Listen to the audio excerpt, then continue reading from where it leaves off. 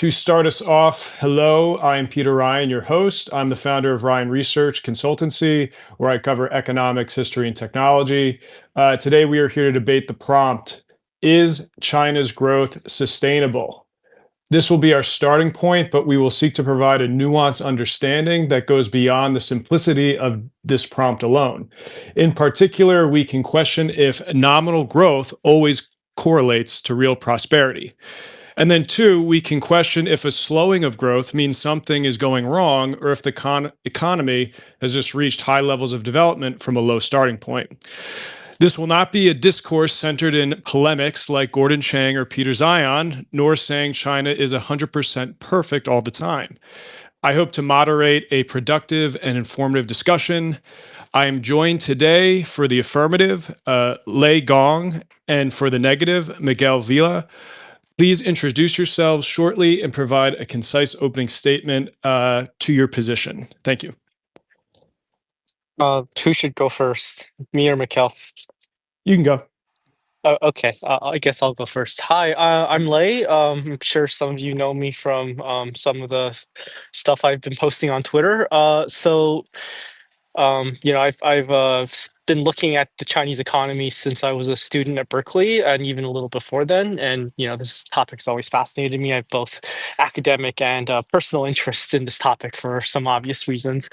Um, just kind of to lay out what I would like to kind of discuss a bit today. I think that one, China's growth is sustainable, but it's important to kind of ask questions about what we mean by an economy and what we mean by growth, right? I think oftentimes we have these simplifications of what an economy is that I don't think really tracks to why we care about an economy, right? Which is ultimately human welfare and human development. So, that's kind of the standpoint from which I will be kind of addressing this topic today, and that's kind of, I guess, a broad outline of the approach I will take. Yeah. Okay. Hi. My name is Miquel. I'm a consultant, and I have also doing research on China for over 10 years from different perspectives, more like from the political side and geopolitical side. But of course, you cannot understand what's the weight of China in the international system if you don't understand what's its economy, what's its economic policy, and what are its economic prospects. My position here, even like I take the no, the growth is not sustainable. It's as we will see later. So it's a much more nuanced position. I think I actually I agree with in part with Lei was saying that how do we measure growth and how and the fact that your GDP is not growing or it's not growing at the same path doesn't mean that is something horrible and that you are going to become like a failed state or something like that, like some people says. But my understanding of the issue and my position comes more from seeing seeing the evolution of the Chinese economy compared with other developed economies, and then I think that there is like a natural point where the current path of growth, so it's the current model or the model that has been dominating for the last 20, 40 years. It's always naturally, it's going to take a point where things are going to calm down, slow down. And my main thing here is that China has had kind of the advantage of being a latecomer that has been able to see what other advanced economies have been failing or the struggles they have had, so and has been able to think about it beforehand. But I think that the level of development of China is reaching a point where it has converged in many areas with developed Western economies, if you want to say that. And then they're currently reaching the point where no one has really figured out what comes next and how to deal with the thing. So this is my thesis that is not totally related with the idea if the growth is sustainable or not. I think that there is a natural evolution and so to that. But again, in that I converge also with Lei's opinion that this change, what comes next, doesn't mean like it's going to be a disaster, but there is going to be some kind of change and also some kind of challenges that needs in that the Chinese economy and the Chinese society are going to have to deal. Like they are like common like to other advanced and even like digital economies in that regard. So that we can explore like later. So it sounds like there's a consensus among us that growth is determined by metrics, and not all metrics are useful in talking about, as I said in the beginning, real prosperity or real sustainability.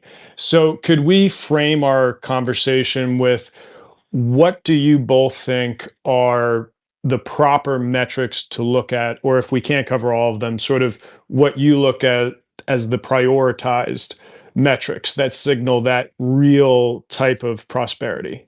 We can start the same order. Okay, so for me, the whole point of economic growth, right, is human welfare. And the way in which we think about human welfare is actually not, nearly as abstract as, sometimes it sounds, right, when we use terms like welfare. And I think one of the problems with mainstream economics discussions is that we've abstracted, welfare to mean either a general word, for that often or alternatively, something that is measured by volumes of money, right? Financialized measurements of economic output, right? And to me, that's besides the point. Really, what we're talking about when we're talking about an economy, right, and we're talking about human welfare is we're talking about material outcomes, and that means that how much you make, what kinds of things you make, how do those things that you make reach people, right? And how do the things that you make that reach people, how that improves people's lives, right? How that improves the life in a society, right? Like that to me is what real growth is, right? And I think um, to that point, right? I think when we talk about development, right, we often forget that development is really a material process. It's a process where society that society that the economy that Western developed societies enjoy, right, they're all anchored on certain kinds of material quantities, right? So amount of electric production, right, the production of high value goods, the production of staples, the production of commodities, right? These are all things that really matter, right? So to me, the focus should be on physical volumes of stuff. And then, secondary to that, whether those physical volumes of stuff are reaching people, right? And I think that gets all forgotten when we look at these top level numbers like GDP, right? When we look at these financial numbers, we look at revenue, right? Like because all those metrics are price transformed data, and because they're price transformed, what they're really telling you is not the quantity of stuff and who it's reaching. What it's telling you is transactionalization of the economy, like how much of the stuff that is being produced in the economy is being transacted through a market medium, and how much of that value that is being transacted is has exchange power, because that's what a price is. A price is a measurement of how much you can exchange one good for how much you can exchange the quantities of one good for the quantities of another good, right? So that's my problem with like the standard metrics which we use in economics, right? So when I look at the Chinese economy or any economy and I want to try to figure out how an economy is doing, what I'm looking at is like how much food are you producing? How well fed are people? You know, how much like household household like commodity items do people have? How advanced are those items, right? And that all essentially translates into quality of life, and I think that's what matters. So that's what I look at. No, those are good points. Those are interesting points. I think my only point of disagreement here would be that so it's I mean I could put like also more importance on the later part that you were commenting on, like how this is like how these goods are reaching people. Sometimes an economy doesn't need to be producing all those goods for those goods to reach people, and I think that's also like important element. And once I would put here to take into account. Because there are like different models of different economic strategies. Not all countries can can be China in that regard. So there is trade, there is other elements that are there. But in terms of like technological development, the quality of life that the population is getting, that's important too. That said, my main issue with the use of metrics of GDP, and at the end, any metric we are going to be using is a kind of a convention. So we need to have a common language to be able like to compare countries, to be able like to compare economies and also like to make a historical, historical timelines how things are going. For me, sometimes it's more the interpretation of those metrics. I always think, the typical example like of Japan, no, a country that has been stagnated for decades, but I mean, half of European countries will sign up to have like the kind of stagnation like Japan is having. So there are like some interpretations that sometimes like that's where I think that the nuance can be without having like to generate new metrics, even like with the same metric, is like looking at the things that Lei was saying too. So it's okay, yeah, the GDP is not growing at 5%, but is people having food? Is people having housing? Is people having electronics? Are they having a good life? So that's something that matters. I think that that's a good point. But it's true that when you want to compare different countries, and then it gets a little bit more complicated.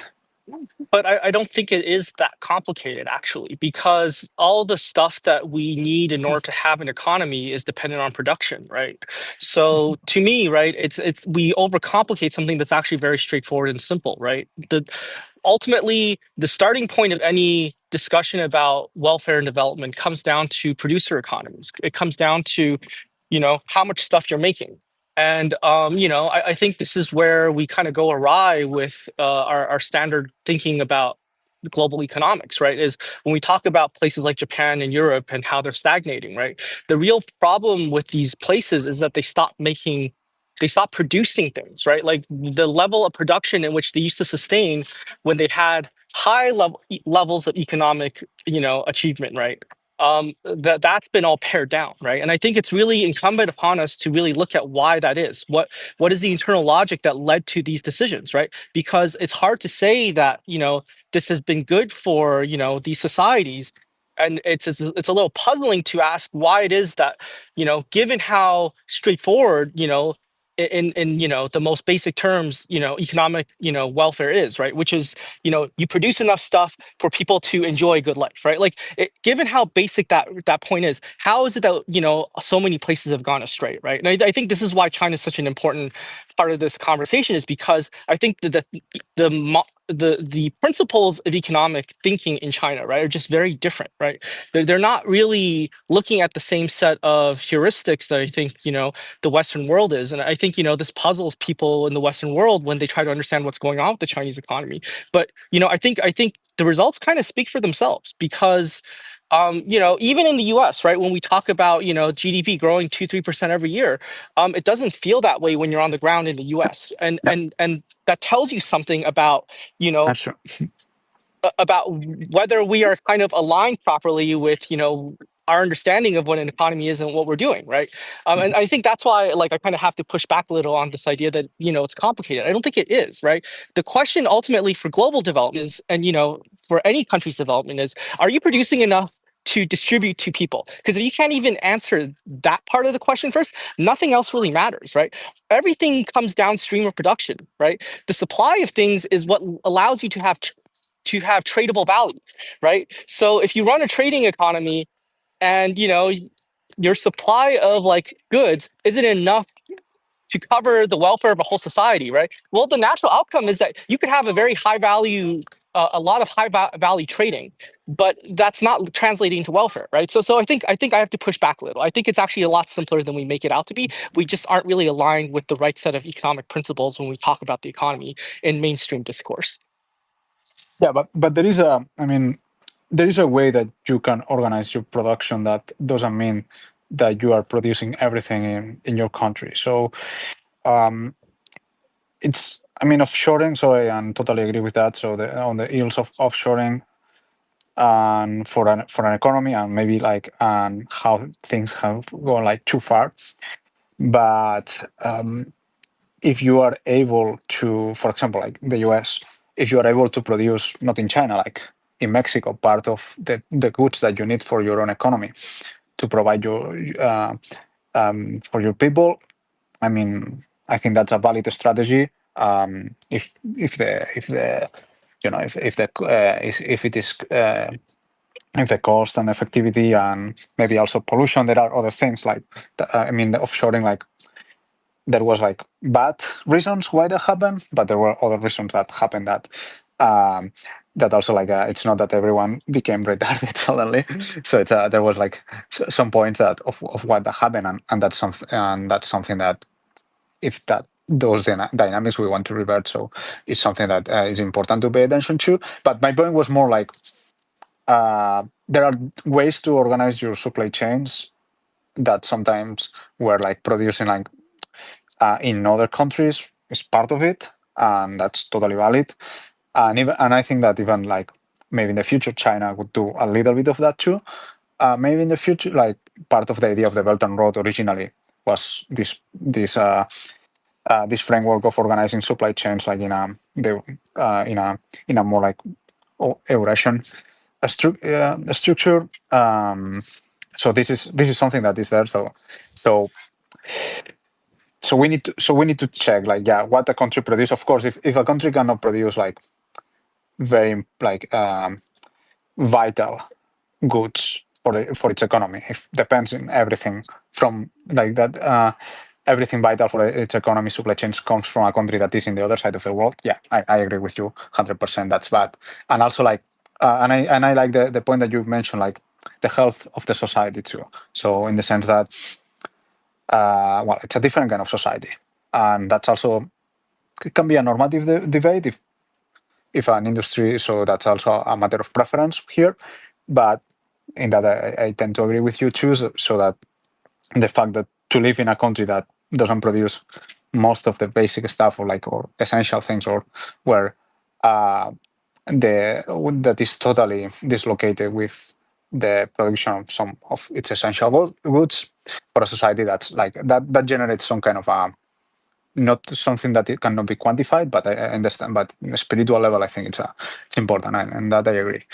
But also, I think trading is it's part of the equation that we can just not disregard. I agree that we can't disregard trading, but I think it's important to resituate how we think about what the point of trading is, right? Like, it's generally true that not every country can make everything that it needs, right? Like, there are smaller countries, there are countries with with worse endowments, right?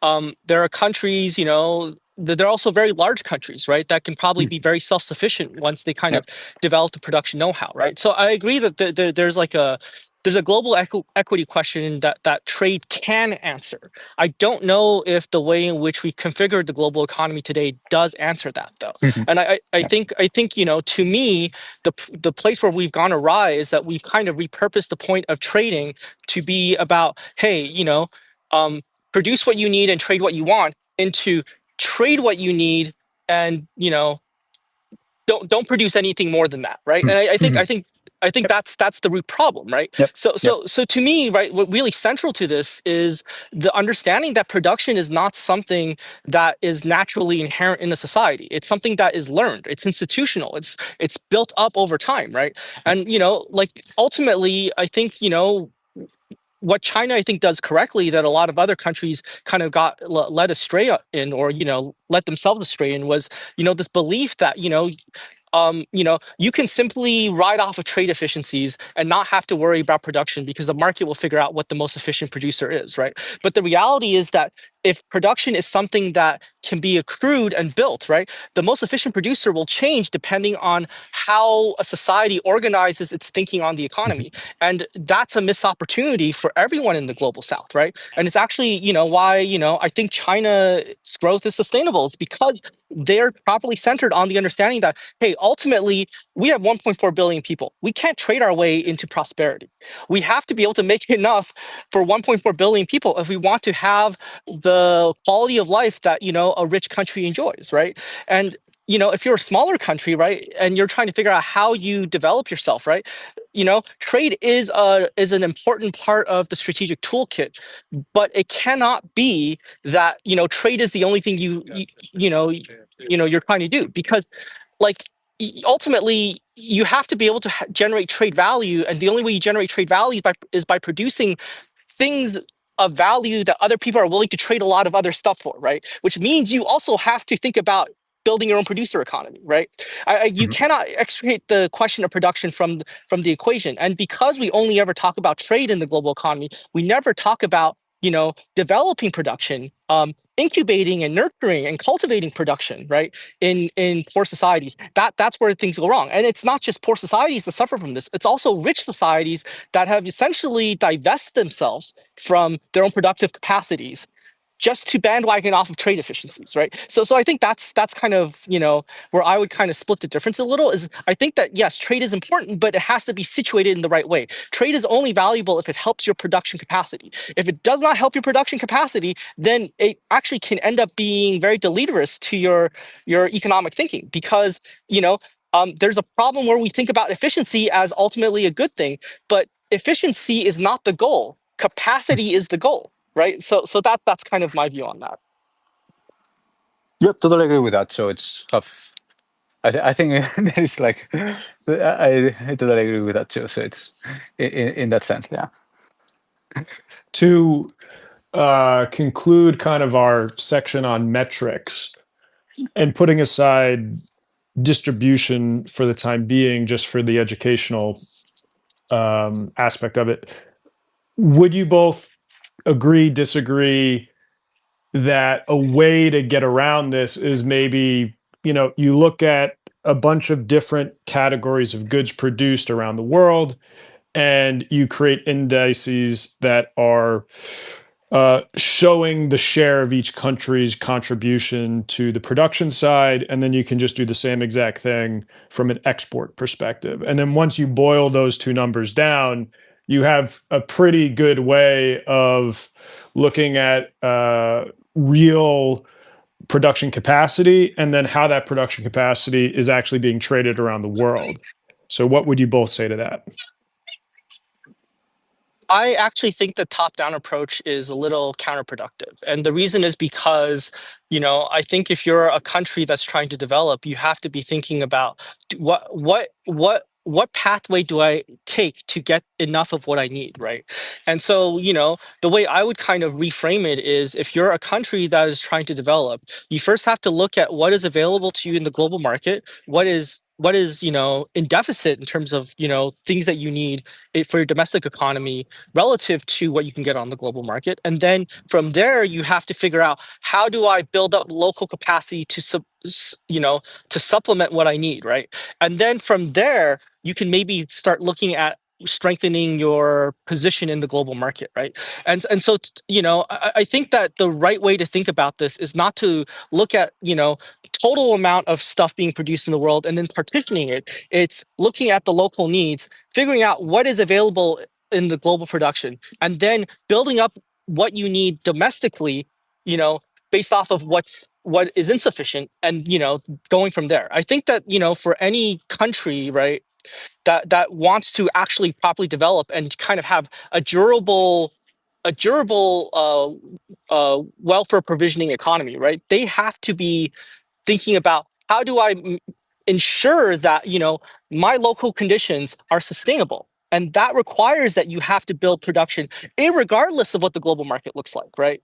So like I think the other day in like kind of preparation for this discussion, right, Ryan, you shared this post by John P. Sine, and John P. Sine, a guy I really like, we've corresponded for a while. Like he was looking at from top level global shares of manufacturing, right?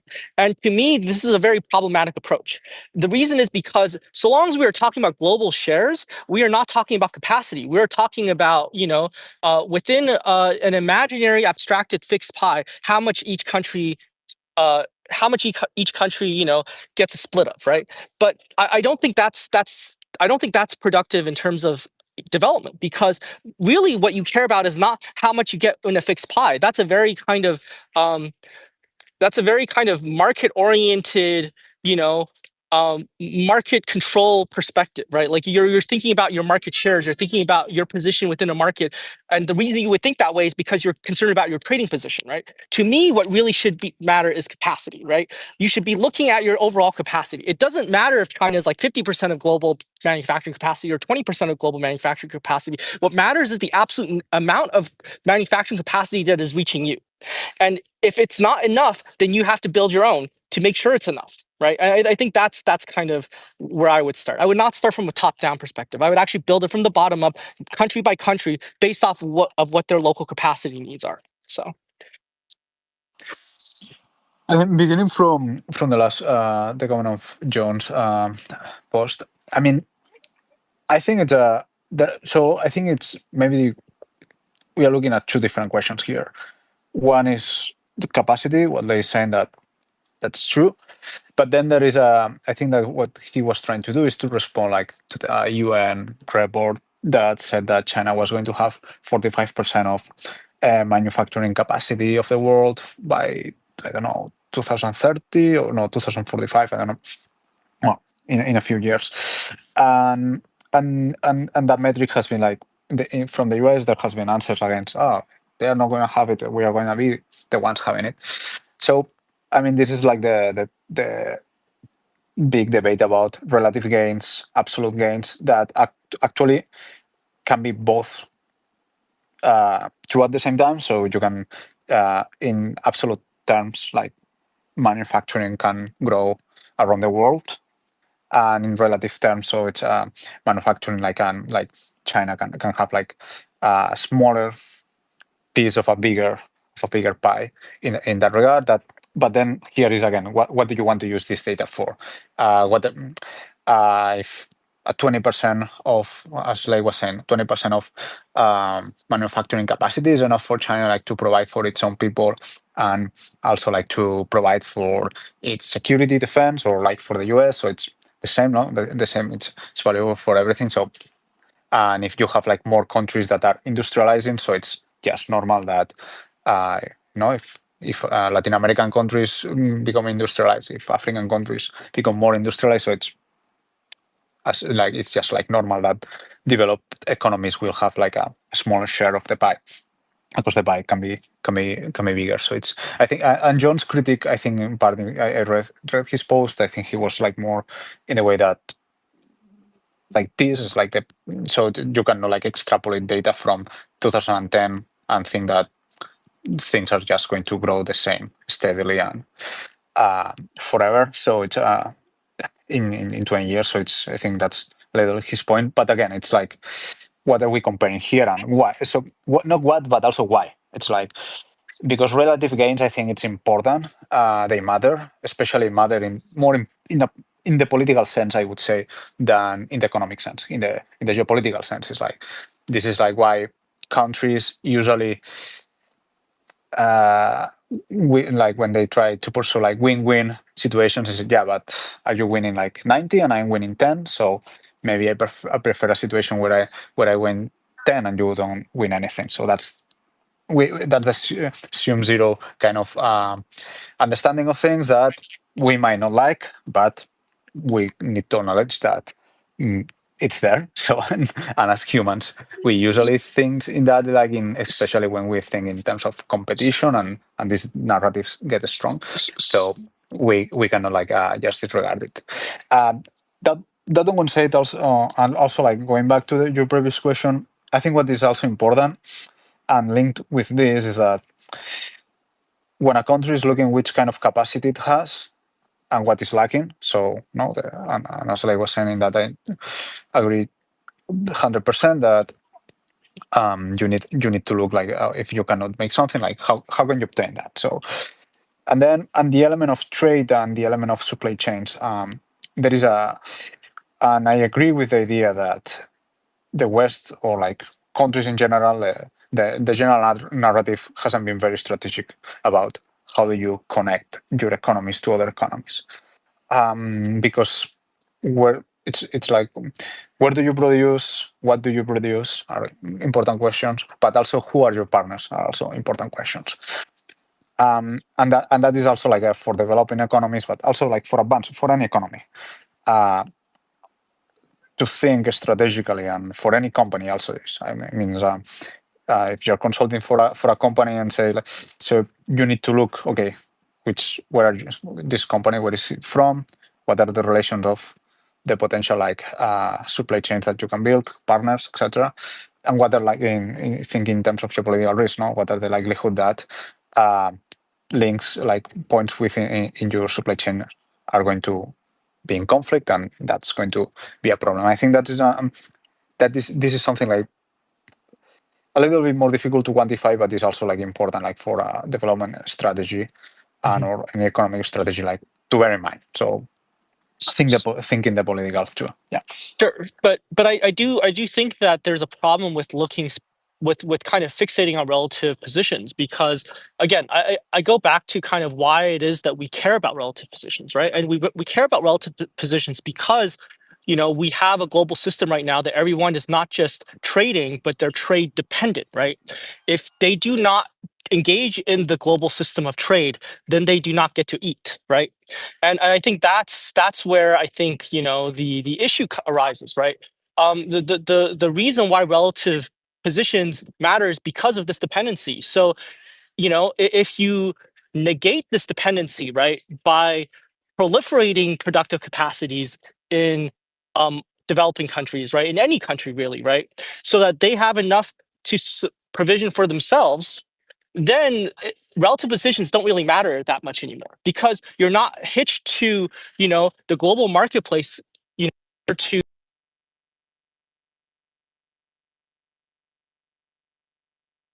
that's kind of the Hey, Lei, I think we're losing you a little bit. If you want to reset your mic. for anyone.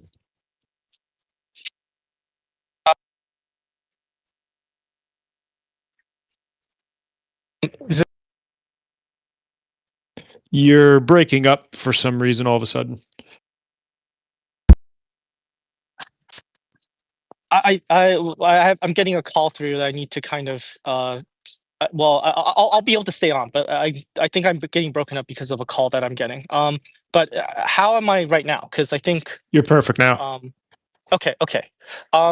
So I mean, I kind of finished my point right there. So I don't know how much of that you got, but the main takeaway is I want to push back against the idea of looking at this from relative positions, because I think it concedes to a trade first paradigm that is creating all these dependencies, which then kind of act as a diversion from the kind of questions we should be asking about global development, which is can you provision enough on your own so that you aren't locked into trade dependencies, and therefore you have to care about relative positions all the time, right? So I think that that's kind of the main takeaway I wanted to kind of convey. Great. And then to move us forward, I thought it'd be good to reference this recent Bloomberg article that came out actually today, titled China Defends Growth Model, Plans Consumption as Greater Driver. So Vice Finance Minister Lau Ming said most of China's production is intended to meet domestic demand, and when there's demand from abroad, China exports accordingly. Liao said China's certainty and stability are the greatest contributions it makes to the world today, because what the global economy needs most right now is stability and certainty. Liao highlighted that consumption has driven an average of 56.2% of China's GDP gains over the past 4 years, and domestic demand as a whole accounted for 86.4% of China's growth. So it seems like that would flow into the conversation that we've been getting at, where there's trade and there's market share competition, but there's also sustainably creating a domestic economy. And this then goes into the larger question when we zoom out of this topic of, China's past was export led, and then as it has developed, it is seeking to build a domestic consumer market to get to the next rung of the ladder. So, with that being said, what do you guys think of the Bloomberg quote that I just read to you, and how that plays into the other points I raised? So I think when we're talking about China and developing a consumption economy, right? One of the things we have to address is how we are measuring consumption, right? I think actually one of the problems with this discussion is that when we look at consumption, right, we tend to use this heuristic of consumption share of GDP. And I think that people make the inference that if your consumption share of GDP is low, that means you're consuming low quantities of the goods that you're making. And I actually think that that inference is not sound and actually is quite inverted in China's case.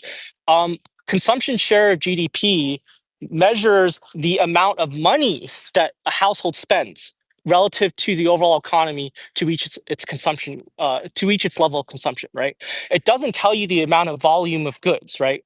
If you're running a super an economy that is, oriented towards abundance, right? Ample supply. What that does, right? Anyone who's learned like basic economics 101 is what it does is it fosters competition, which then pulls the price level down.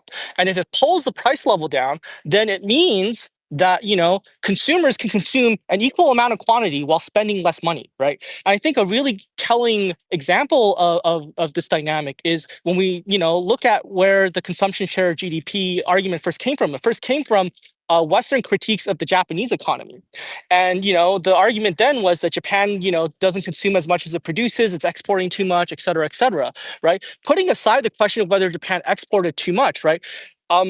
What is interesting to me about Japan's economic trajectory was that when Japan tried to change their economic model, right, and they tried to promote more consumption, they did it through financialization. And when their bubble burst, that's when their consumption share of GDP went up, right? There's a basic intuition here about whether you are consuming more just because you are spending more money that I don't think people are asking. And I think this is really crucial to thinking about questions about Chinese consumption and the ways in which we talk about Chinese consumption and how we measure it. Because I don't think in China's case, right, that they are consuming less just because they're spending less household income on the goods that they consume, right? And the share of the spending is lower, but that's because the supply is higher. And because the supply is higher, right, you're actually seeing that China has consumed more over the in material quantities over the last 20 years than it ever has, right? So if the thesis was that, hey, China's producing more than it consumes, right? And therefore, it's actually hobbling its own consumers, right? I would say that actually what China is doing is it's positioning the economy to financially benefit the consumer. Allow the consumer to retain more consumer surplus, which translates into higher savings and higher financial security, while also promoting increases in material quantities of consumption, right? I think that's probably the more appropriate way to understand the Chinese economy vis-a-vis consumption. And I think when the Chinese policymakers are talking about expanding consumption, what they really mean is we want to continue investing in supply improvement, right? And improving the kind of products that we're making. And that but we're not changing the amount of production we're doing, because the amount of production is what makes these high quality goods that we are now shifting into available to consumers, available to society, right? And I think that's kind of a divide in terms of how Western observers understand Chinese policy speak when they talk about improving consumption versus how it's actually understood within the Chinese policy space. When they're talking about improving consumption, what they're saying is, oh, hey, we're producing a lot more of this new stuff. Now we're going to try to figure out how to move more of this new stuff into, into household consumption. But the goal isn't to change the balance of investment and consumption, because their goal is to maintain high quantities of supply to make consumption easier to access with less, spending, right? But yeah, like I think that's kind of a divide that I really want to kind of emphasize when we talk about Chinese consumption. I think that's kind of where a lot of common misunderstandings come from with regards to how the Chinese economy works and how consumption in the Chinese economy works. Yeah, also in that regards, there were like some comments like a couple of weeks ago about all the issue about the overcapacity.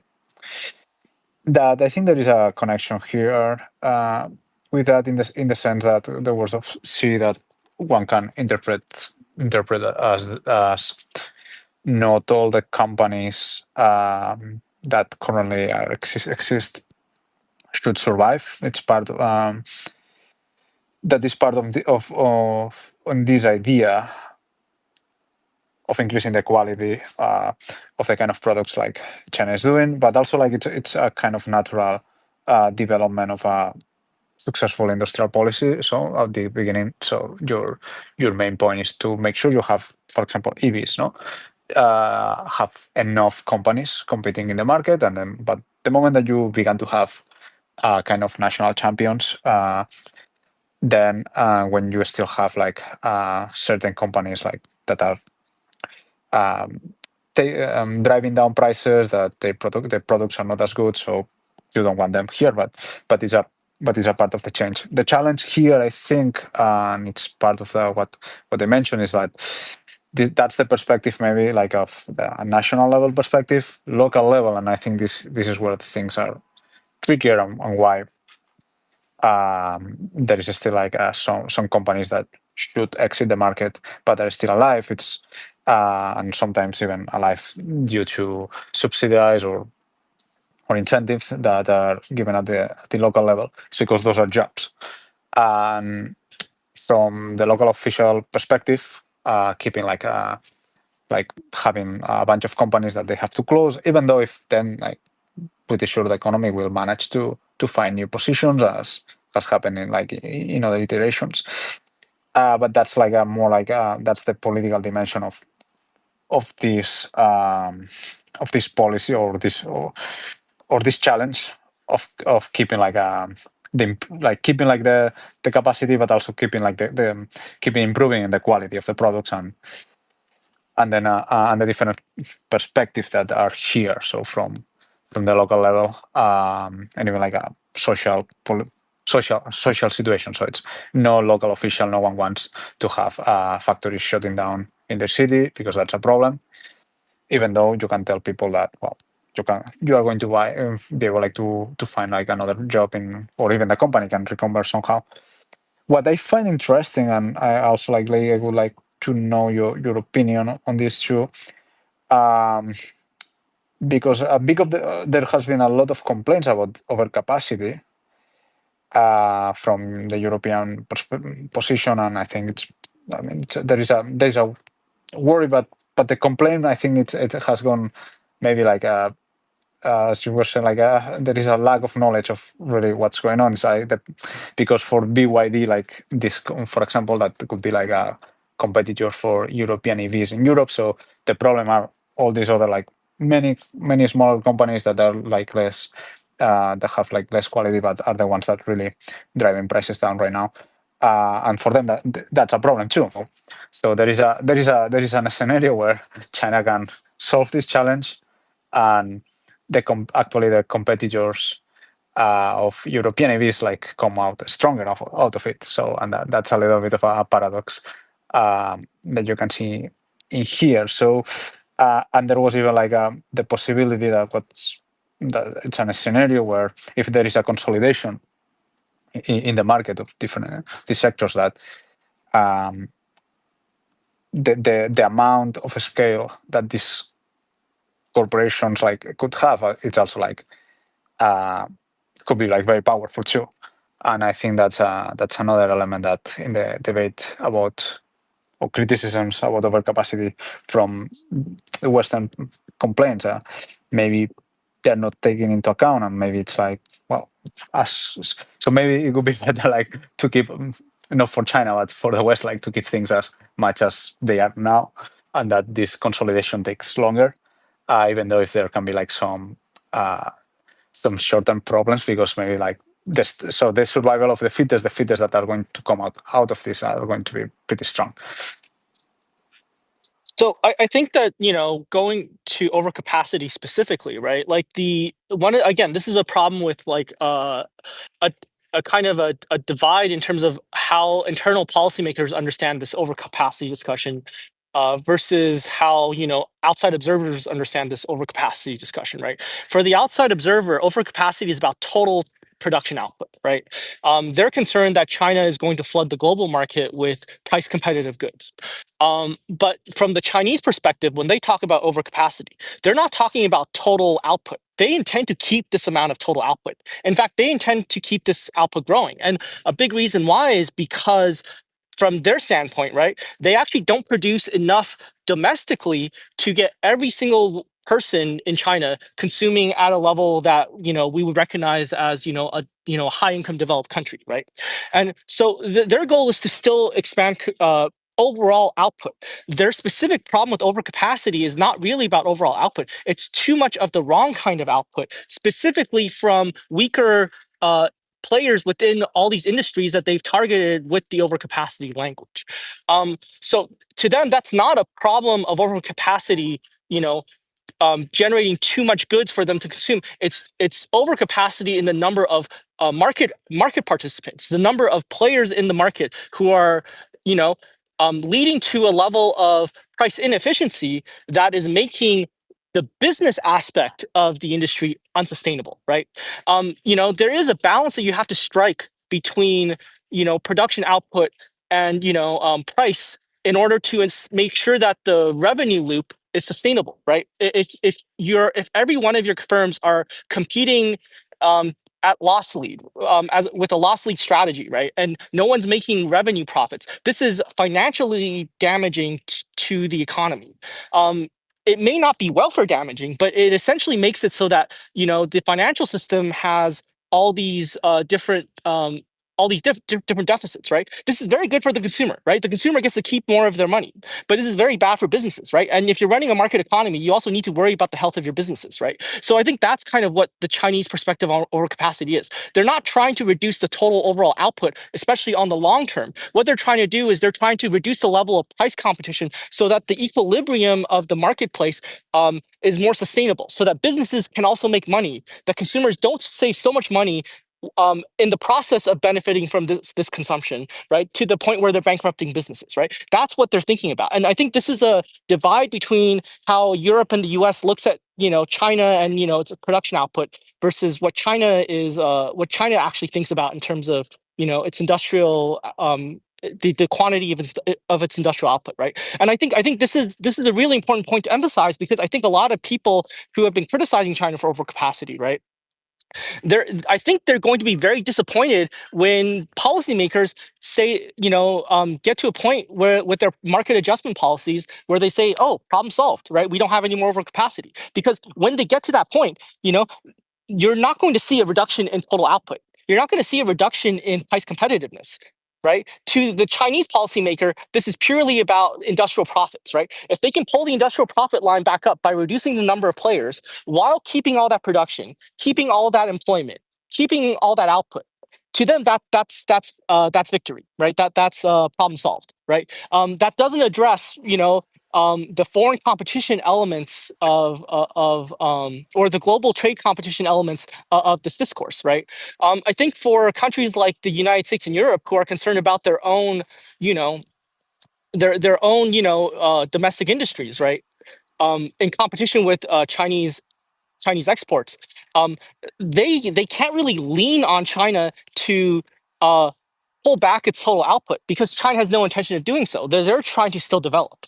China doesn't think that they have enough production for 1.4 billion people to consume like Americans, right? So for Western countries who are worried about the flood of Chinese goods, the only way out is to essentially compete, right, by building up your own industrial capacity, right?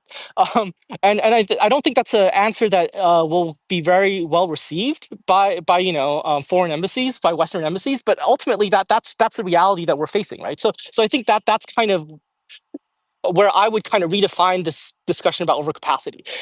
How people are talking about it in Western media is, and Western policy circles, is not actually what is what the outlines of the situation are within China, right? So yeah, that's kind of the issue there. Yeah, totally agree with that. Actually, like I think it's interesting because we can move more like the international impact of and prospects of so how this impacts like relations among countries, and this is like what I find more interesting. And for economies, like for example, the German economy, that is like the German economy is actually it's an export-led economy. I think it's more 40% of the GDP is export. And the European, indeed, the European model, great parts of it, like it's export, so it's very export dependent, and has, but Germany more than anyone, and they have been like relying on the Chinese market, but especially but for this we are talking here right now. Here it's like you can see like why the exports are like going down because China's producing its own capacity, and that has been the goal from the beginning. I don't think China has fooled anyone with that. With this, maybe others have fooled themselves thinking otherwise.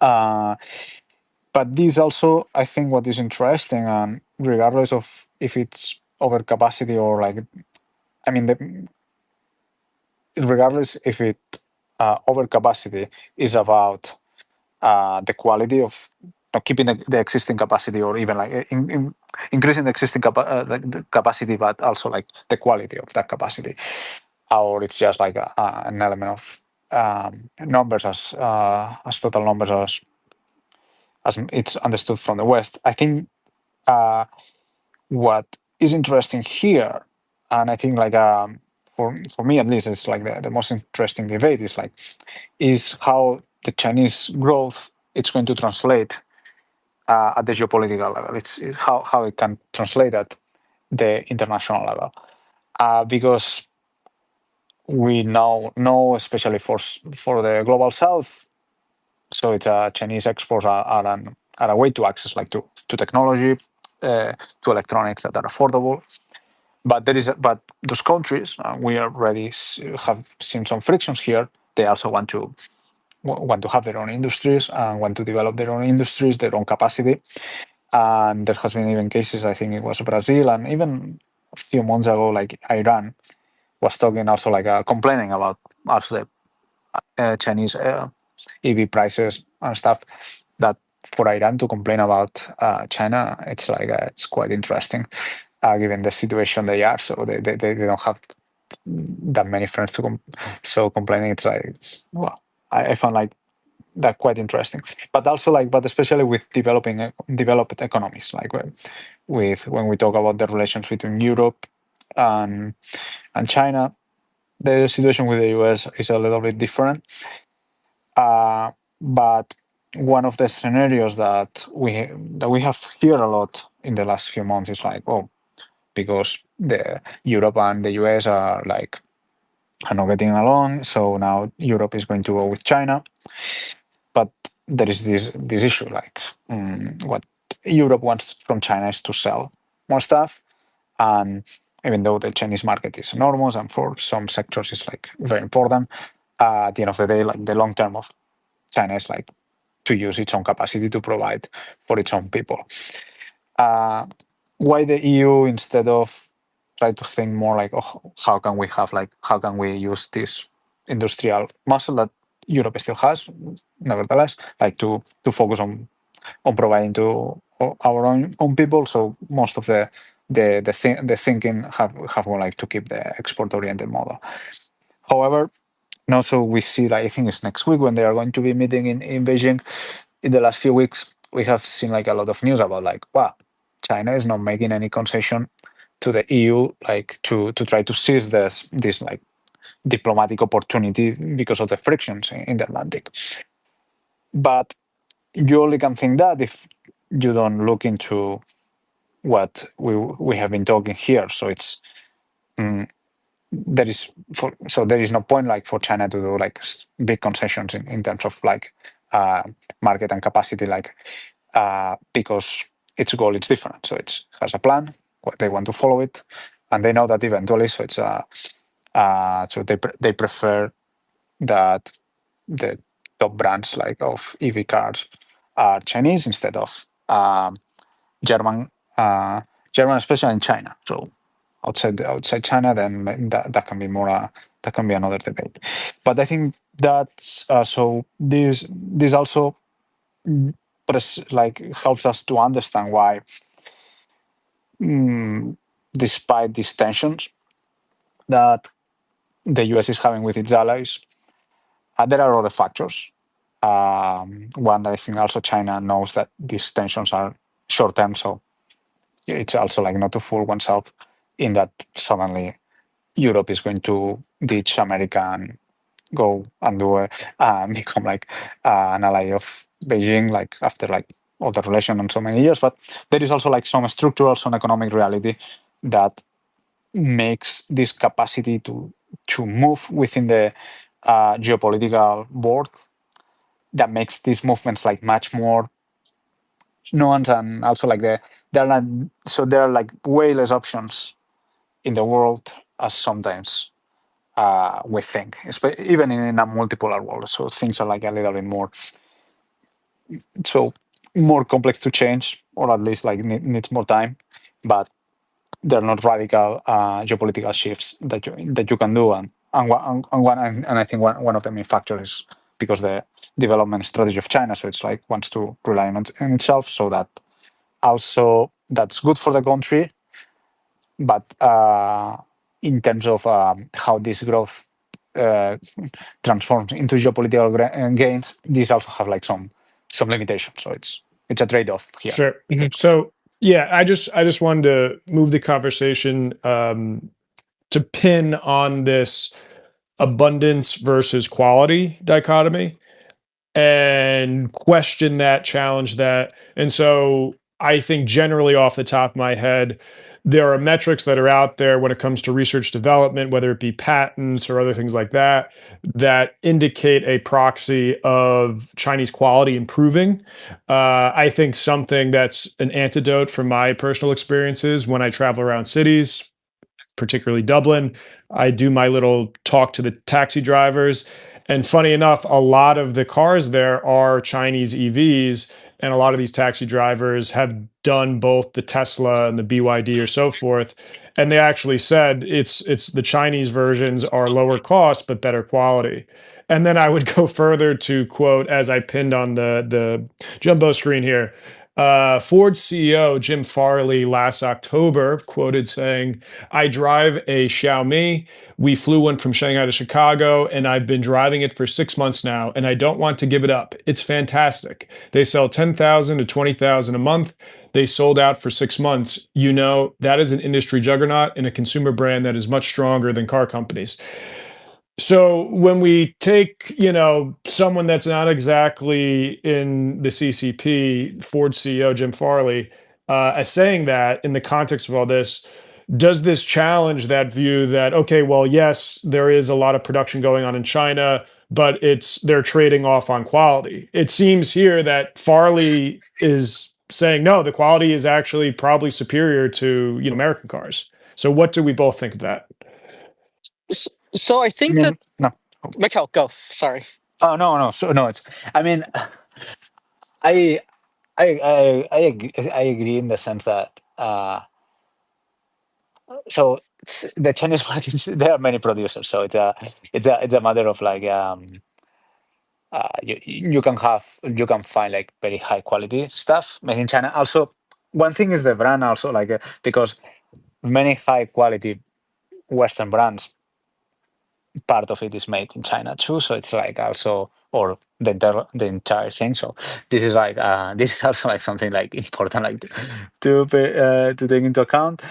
And then comparing the experience, me personally, for example, I prefer like when I prefer a Tesla like to BYD when I have been driven. Also, I don't drive, so that might not be the problem of the car, might be the problem of the drivers, and then different drivers, different quality. So it's like, um, so that's biased. I don't think, but I don't think that BYD is bad quality. So I wouldn't say that my experience of being in a, I haven't been in a Xiaomi actually. In a BYD EV, it's worse than in a Hyundai. I couldn't say so in that regard. So I think that's an important thing, and here in the EVs, and that's something that I have posted sometimes about.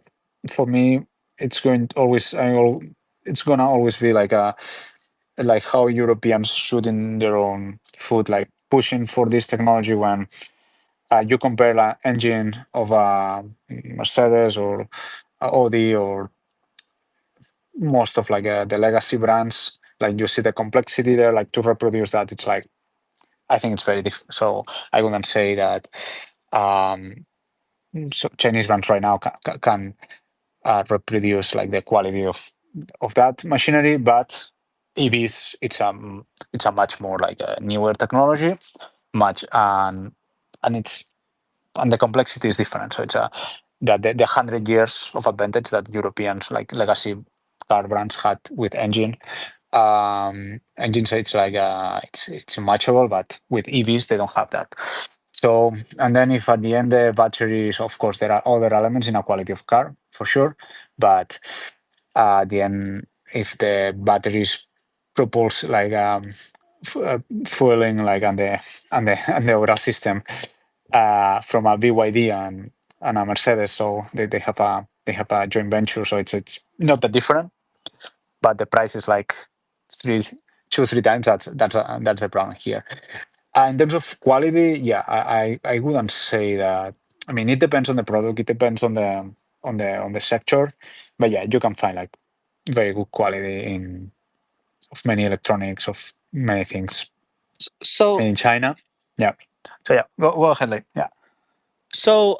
I think that, really what the rest of the world needs to kind of confront is the reality that Chinese producer advantages are not going away.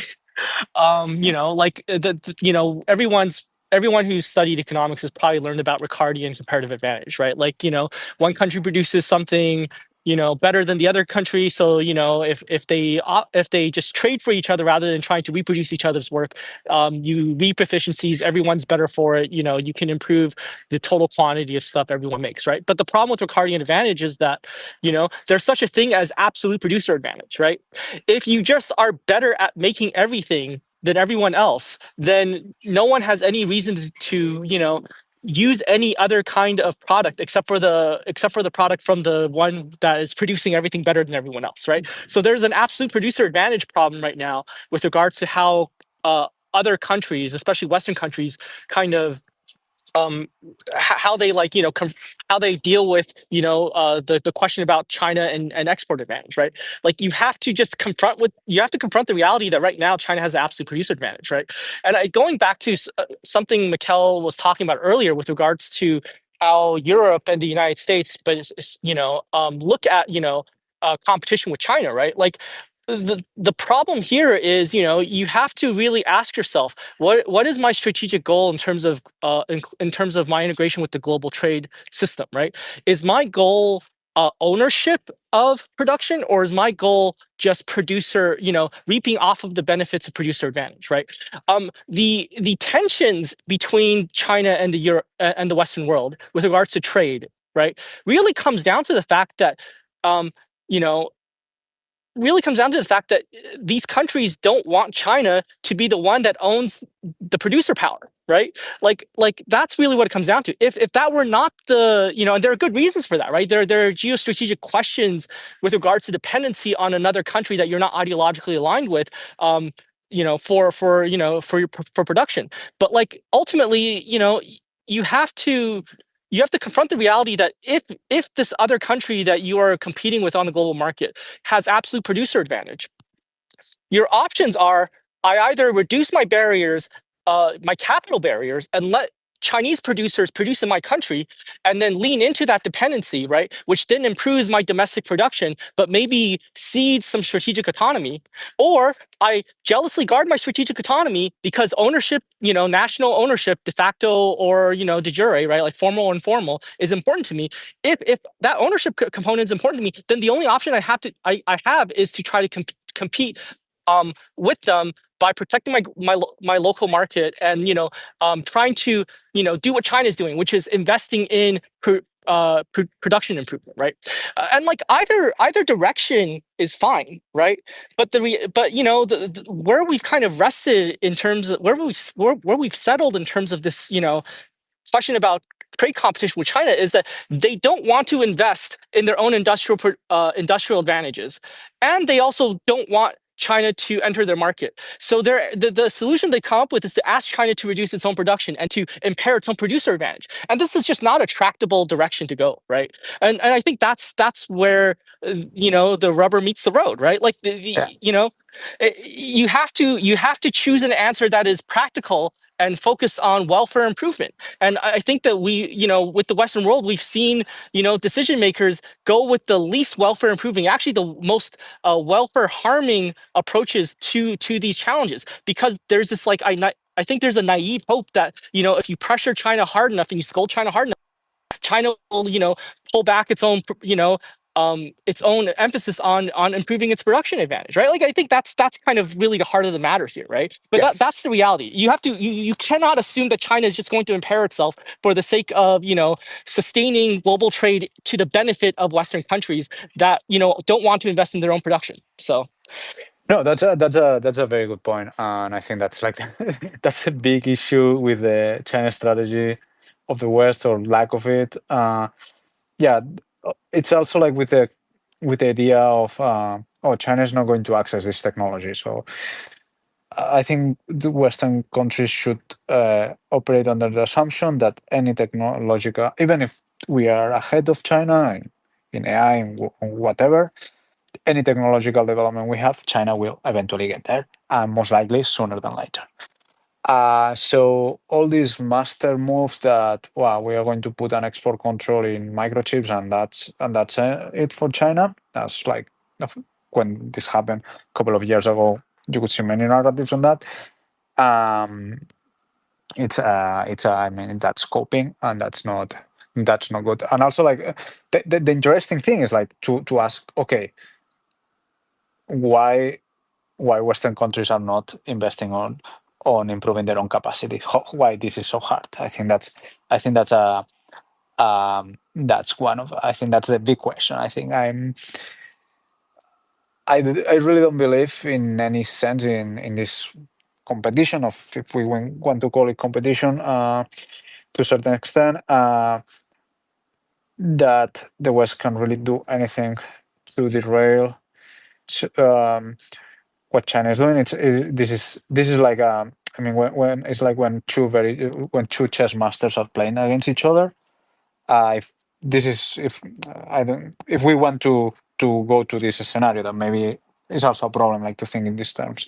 But if we come to this scenario of competition, direct competition between the West and China, so you need to assume that at least the West, the player that we have in front of us is going to play as good as possible, and they should be like in our end also like to play the best we can, and then it's going to be a marginal mistake what can really end up like turning the points, like, or like at the end, like that can be or cannot be related with economy, can be someone else, no, something else. But I think that's a good point, and this is and I think that has been also a problem with the dealings of the discussions that the US, when the US has been like having, like especially with the previous administration, when they were talking to China. So what was the goal? What's the program? It's like, China, stop growing. Well, that's like that's not a demand that can be satisfied. So this is like and I think that has been like, that's a big part of the issue, and I think there is a world where I mean where we can think beyond like there can be competition, there can be some political, like geopolitical, but because that's competition, because we are humans, that's in our nature. But there is a world where we can have a strong Western economies, and China can be strong too, and we can do our thing. And I would say that the stronger, so the less dependence exists between the West and China, I think that would improve the relationship, because there will be less points of friction. It's true that there is the idea that if you that trade no makes peace, and where goods go, soldiers don't go. So, but we also know that that's kind of bullshit too. So, if right now most of the frictions are coming from economic points, so it's that would be like a so solving that, having less mutual dependence in some areas might be like a way to generate less anxiety. It's true that there are other areas, and still, like we see now, for example, like with all the like Nvidia, that now it's going to sell the H20 microchips again in the Chinese market. Well, and also the rare earth thing. So there has been like some points that, I mean, yeah, these mutual assured destructions, these points that each other can use to really harm the other one, like so they can calm down sometimes. Also So, can kind of work. So yeah, go ahead. Yeah, like So I think the funny thing about the mutually assured destructions point of view is that it's actually not mutually assured destruction. It's like it's basically one directional assured destruction. Like because ultimately, right, from China's standpoint, right, that producer advantage isn't going anywhere, right? They're going to keep leaning into it. If other countries don't want to trade with China, it's not gonna really harm China's ability to sustain the producer economy it's running, because it's a market of 1.4 billion people. The China market is the size of is actually 50% larger than the whole market of the developed world, right? Like this is the kind of this is the part of the equation that's a little detached from reality. Because um, if you decide that you want to, start a trade war with China, right, and you think that like you can squeeze China by reducing the amount of Chinese exports, all that export capacity and that production capacity is just going to get redirected back into an internal market that is still trying to climb up, in terms of its level of development, right? So I think that's kind of where a bit of the delusion is, that this is not a winnable fight from the trade standpoint, because one side is producing and the other side isn't, right? Um, and I think that's kind of one of the problems here. But like, to kind of loop back to what we were discussing at the very start of this conversation, right? This is why it's really important to reorient our how we think about the point of trade, right? If the point of trade is global market dominance, then China is a huge problem, because for the Western world, because the Western world has enjoyed, frankly speaking, like 200 years of global market dominance, right? Like that's really what this comes down to for, I think, Western countries. And like, if that's the point, then having a country that used to make stuff for you while you owned all the IP, but now is able to generate their own IP and is able to generate better IP than you, right? And is able to just kind of overwhelm you with their producer advantages that you yourself have kind of like divested from. You're never going to win that contest in terms of global trade dominance, right? But if the point of trade is to improve your own society, improve your own welfare, and to improve, your own ability to produce, right? That changes the picture in terms of what kinds of agreements you can reach and yeah, what kinds of, terms of trade that you do, right? But like, if you don't make that, fundamental shift in terms of perspective, then you're at an impasse that's actually not helping you any when you try to, like, weaponize trade, because weaponizing trade doesn't do anything to a country that is making all the stuff while you're not making much of anything, right? So I think that's really the fulcrum of the conflict here. totally agree with that. Ye- No, so sorry, go Peter. Yeah, so just as a input from myself on there, it seems to be the way that this conversation is framing the issue with the West, but primarily the United States, is that the lack of true innovation of productive activity in regards to the composition of trade and what's behind the trade.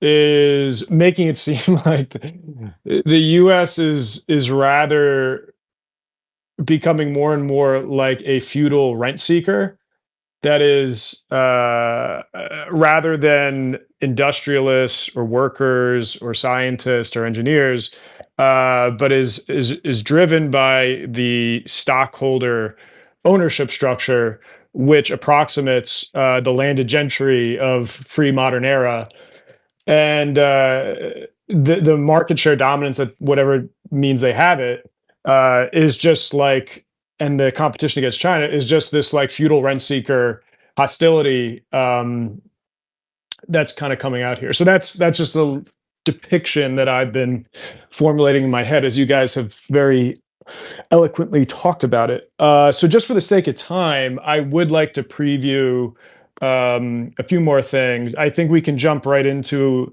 a little bit of that geopolitical conflict. We've definitely covered it, but there's a few questions I wanted to tap on. And then, of course, I want to touch on the demographics and aging question. And then I think if everyone's cool and time permitting, we can take some Q&A from anyone in the audience. So then to go to geopolitical conflict, I think we've discussed the United States antagonism to China somewhat sufficiently. We can bring it up again. But I think what's more interesting is looking at China's sustainability in regards to more so the rest of the world, which I feel is like under discussed. And in doing so, looking at the way in which the rest of the world is actually emulating China.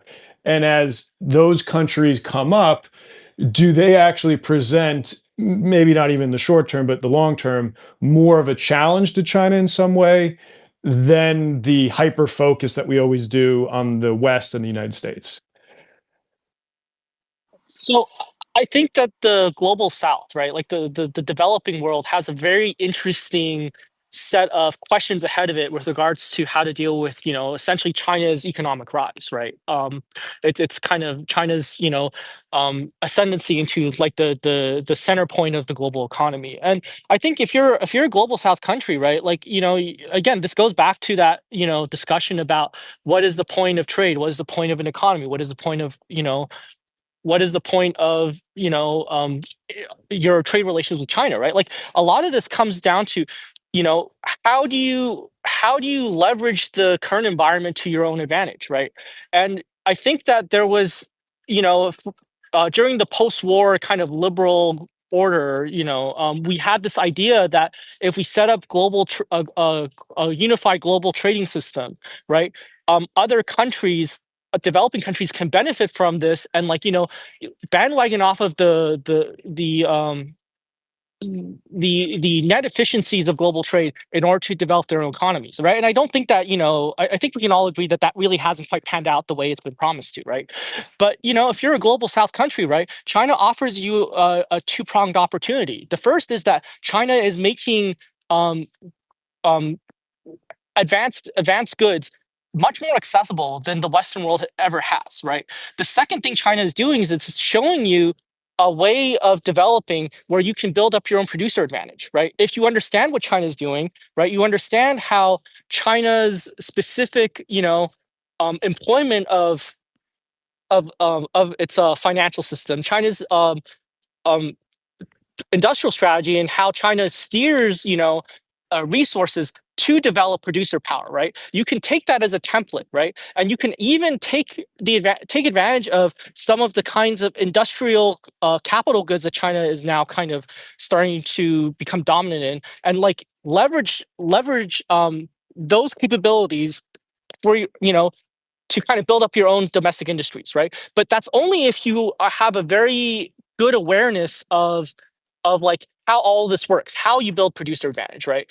And I think that's the opportunity. The question is whether, the leadership, the political leadership in these countries are prepared for this, right? And I think that that's more of a mixed bag. But I do think that there's a lot more energy uh, in the developing world to lean into China as the economic epicenter, because I think they see this opportunity now. So I think there's a challenge in that China presents in terms of disintermediating and disrupting old ideas about how you do development, right, through the global trading system. But I think China is also creating new kinds of opportunities and new approaches that developing countries can take if they have their wits about them. So that's kind of how I see the matter, right? And I think people are essentially voting with their feet, especially over the last couple of months. So I think we'll see more of that in the coming years. But my suspicion is that um, because China doesn't run an economy that is focused on maximizing global ownership of of maximizing its market dominance in other countries, right? There's an opportunity there to strike the right deals in order to pull in production know-how without ceding ownership and control of your domestic economy. So I think that's the opportunity. Yeah, I think the situation is very different from the West and developing economies in that regard. So I always like to to use the metaphor of China. China is an enabler more than a coordinator. So, and I think this is like a big mm, misunderstanding from a point of like when the competition with China is framed in the West sometimes. No, like the idea that China is Soviet Union 2.0 and it's like structuring a big coalition um, like against Western interests around the world. And I think that what we saw in Iran like a couple of weeks ago, like the situation there, it's a um, pretty clear. So without the Chinese manufacturing capacity, Iran, the Houthis, they couldn't have like access to dual use technology that they can use for the drones that they produce, like some of the components, etc. But that doesn't mean that China is going to say, oh, it's going to step up for them and say, yeah, well, if you bomb Iran, we are going to go to war with the US. So as some narratives on Twitter like seem that we're leaning, and that's a big misunderstanding. I think that's a big misunderstanding sometimes from some Western narrative, but also like I don't know if people in the global south like really believe that, but at least like some narratives also like this idea for some kind of animosity they have against the West and against the US, so that they really want China to be like this, like to bring rightful retaliation and against this kind of stuff, and in this post-colonial narrative. So that's not what China's gonna be doing there. So China is maybe it's going to help countries to help themselves, but they have to help themselves. And I think that's the big misunderstanding when we see like what's the geopolitical position of China and why talking about like geopolitical gains, that also like again it's a matter of framing. Maybe they don't even want that. So and I think that's a big part of it, and also I think that's like what the question that you were saying, like Peter, like in the long term, where there will be competitors for China emerging from these countries that are like now can be friendly, or like they have like a lot of trade with China, and even like and they can learn from China. So it will depend on what is going to be the long-term evolution of China. Also, maybe the next generation of Chinese policymakers is much more assertive, is much more like believe that having ownership of the production is more important for them for whatever reason, maybe not. So that's something that also like the country, the confidence, etc., like the spirit of the country also can change. So there is like the generation is still ruling the country, so it comes from another time. We have seen this in many powers that the first generation has more this attitude but then when you are like strong, so there are like some impulses that one can have, but we don't know that's like just a scenario.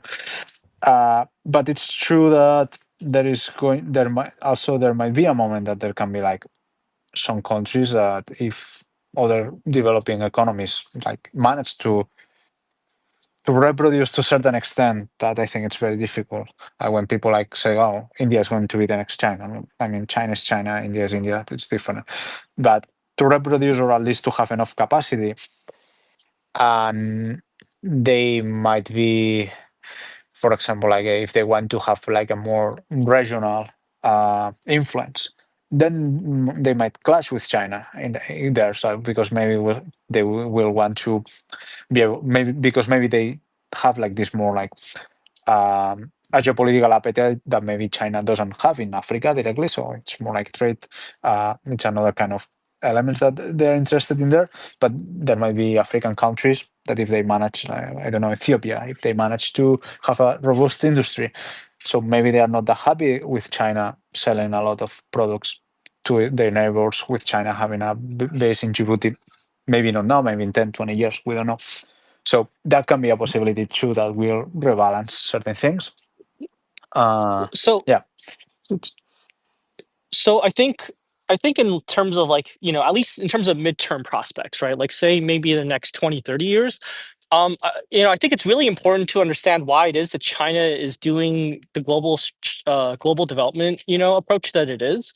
One of the things I don't think we consider enough of when we talk about, China's future global footprint and how China would kind of manage a global economic system is that we forget that, the Western world's global perspective was essentially built on, a legacy of mercantilist extraction, right? Like, and even after, the Western world kind of started retreating from this orientation, ultimately there were all these vested interests in the developing world that was really about preserving, ownership and control over these decolonized markets, right?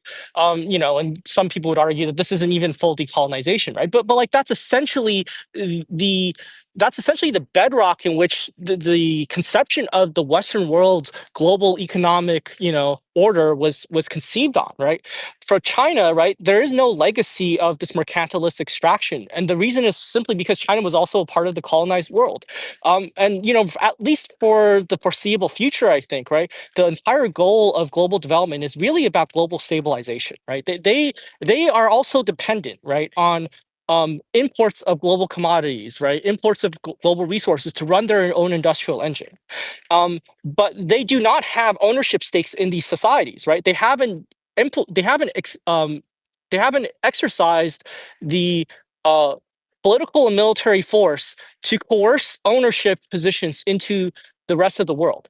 And so, because they don't have that as the initial access point, right, it doesn't make much sense to exert, your resources as you're a developing country in order to open up these other societies to kind of exercise that kind of coercion. So for them, it's the strategy here is about building partnerships in order to stabilize what you need from the rest of the world without having to pay up the expense and the long-term upkeep costs of maintaining global empire, right? So I think that's really different between how China today sees the picture versus how the Western intuition, whether like consciously or subliminally, like understands the picture, right? So I think that's kind of where I would kind of push back on this idea that China would probably reproduce what the Western world has done, in our like historical memory, right? Like I think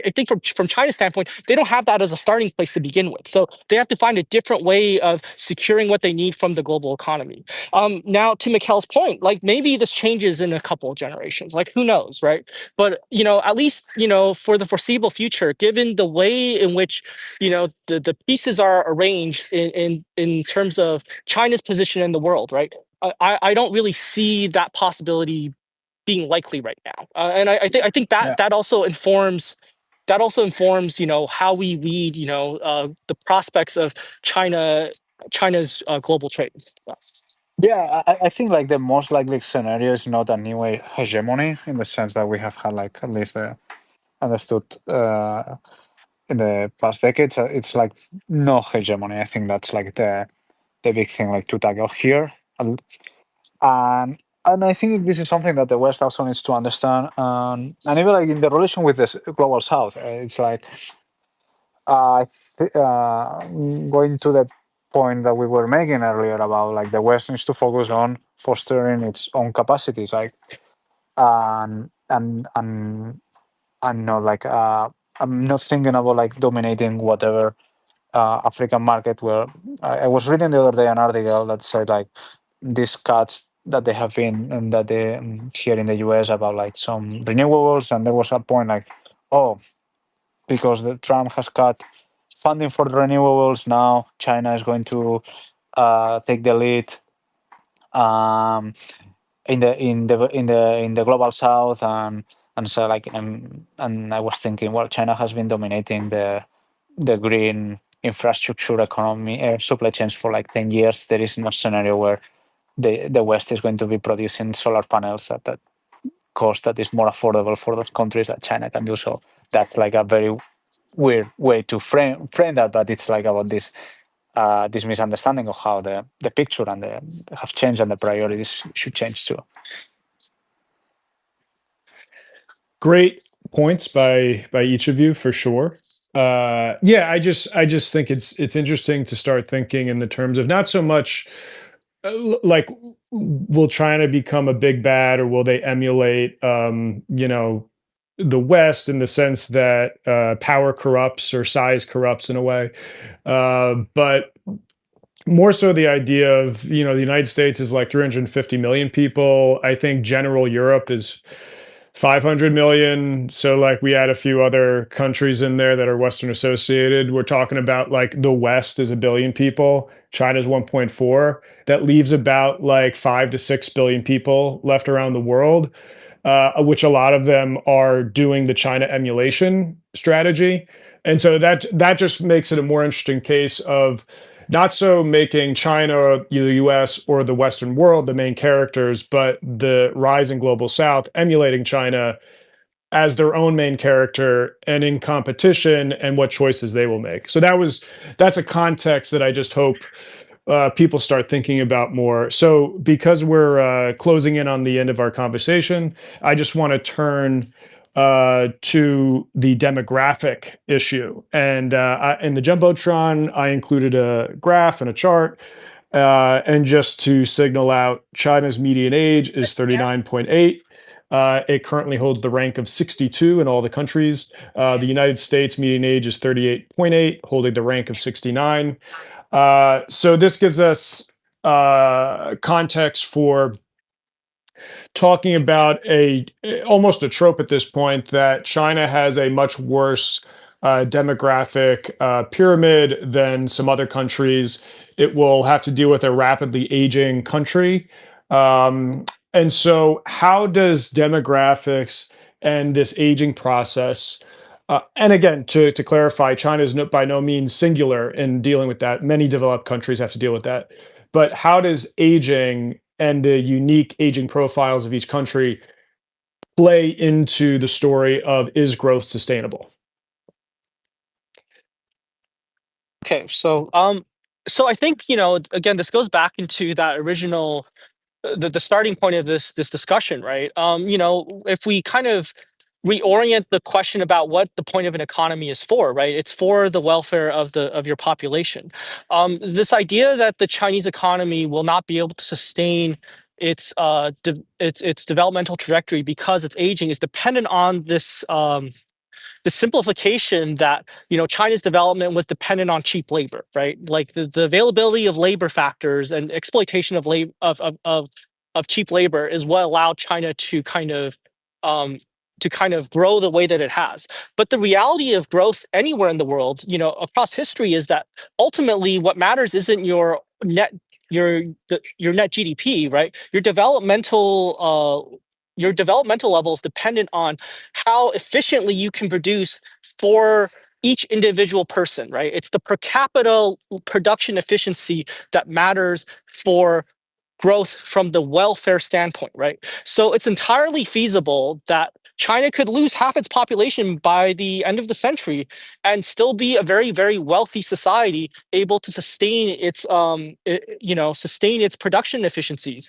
Because one, even if China's population were to have, which is kind of what the worst projections, assuming no change happens, in the next 50 to 60 years, right? Like even in that scenario, right? Like China's still 700 million people. That's a lot of people, right? That's not a society that is diminishing in terms of its overall size by any measure, right? Like it may be shrunken relative to what it is today, but that's still twice the size of the United States. So today, right? So I think that's one aspect. But the more important aspect, I think, is that given that we are in an era where the productive forces that we are dealing with are reducing the need for human labor, period, right? With automation, with digitalization, with artificial intelligence, right? You're looking at a picture where the demands on human labor are going to diminish more and more, right? There's a joke I like to make about, what's China going to lose first, all its workers or all its jobs, right? And I think that kind of informs my view on, how on the sustainability, quote unquote, China's growth. Now, China's overall like national level GDP, right, could end up shrinking as the population shrinks down.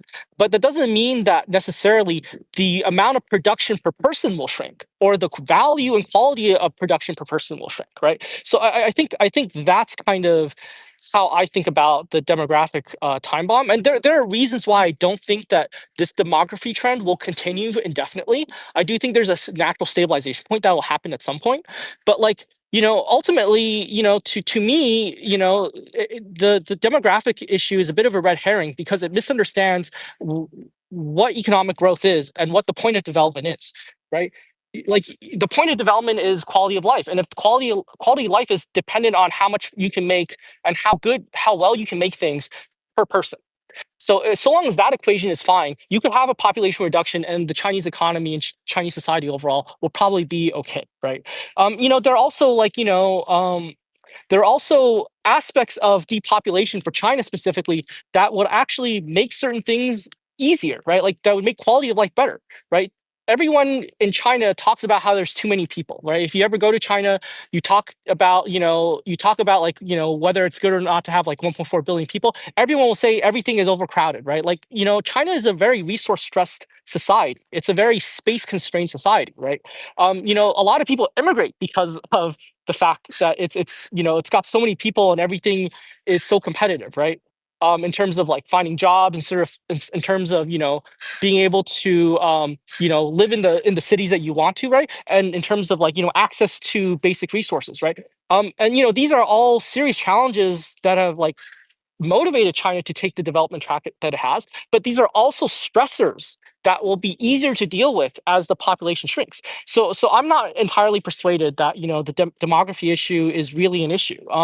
There are social aspects that are going to be challenges, right? Like how do you take care of the number of older people in the population? But I think these are very tractable so long as the material economy is healthy and is still developing. And I think there are a lot of um, factors in China's current development trajectory that basically ensure that this is what's going to be the case, right? Like that they're going to continue improving the production efficiencies, the production quality as they go, and that will not just dampen, but maybe even like stabilize.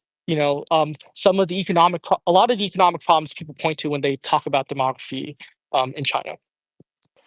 Well, I mean, here I think there is a qualitative element. So because it's not only that population could be reduced, it's what kind of population are you gonna have? And coming from Europe, that we are beginning to have like the aging of population. Like for me, more than the reduction of population, I don't think I agree with Lei. It's not like the big thing. It's the aging of that population because even though if you're producing a lot and we are going to have automatization and I'm very bullish on that too. So, but there are like but resources at the end of the day are like are finite. So there is a social discussion of where to allocate resources, and also like what do we consider a good life is not the same for young people or for a young society than for a society that it's dominated by the old. And I can see that coming from Europe compared to America, even though we are like supposedly like two societies. Like, well, European societies are diverse, we know that, but mostly we could say like pretty close to each other. And this, like, I think it's 5 years of the median age is 44, 45 in Europe right now. So you can see the difference. There is an element of, I mean, the voting capacity of older cohorts in Europe, the boomers, and also like in America too, but especially in boomers. It's true, yeah. We know the political system is different in China, but still, to have like these cohorts with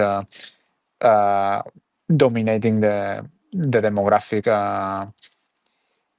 mix of the country can impact innovation, can impact the way of thinking, can impact where like what things are more important, where resources should be allocated. I think that's a challenge not only for China; it's a challenge for all developed societies that are dealing with this. And for me, that's I don't have any like as he was saying, like there's too many people uh, everywhere. So yeah, I don't think that's gonna be the issue, but it's the mentality, it's the spirit of the spirit of the society, and what is the meaning of a good life for older people and for younger people is not the same. And I think that's the kind of social problem that I think it's important to look into, and also which society managed to solve it better, or every society will find it in some way. I think that's going to say a lot of the future, and also linking with what we were talking about, the global south. The global south, it's also getting is also having this problem earlier than in their stage of development. They should have it, but because there is like the fertility is also being reduced in a lot of developing countries before they became developed. But that could be also like a point of difference, and also like an element of the next century, how this is going to play. Yeah.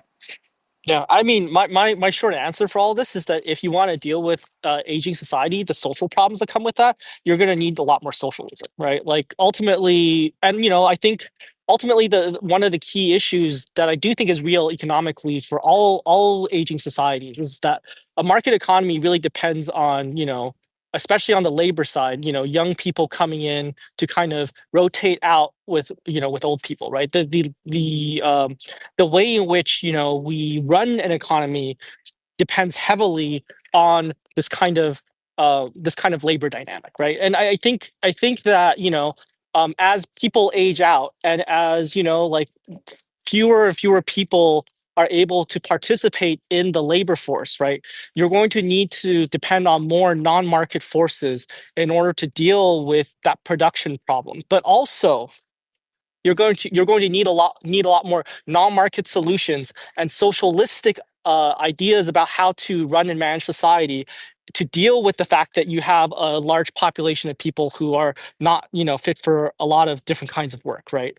I think that's kind of my view on it, is that inevitably all societies that have aging problems are going to need to look at more socialistic solutions.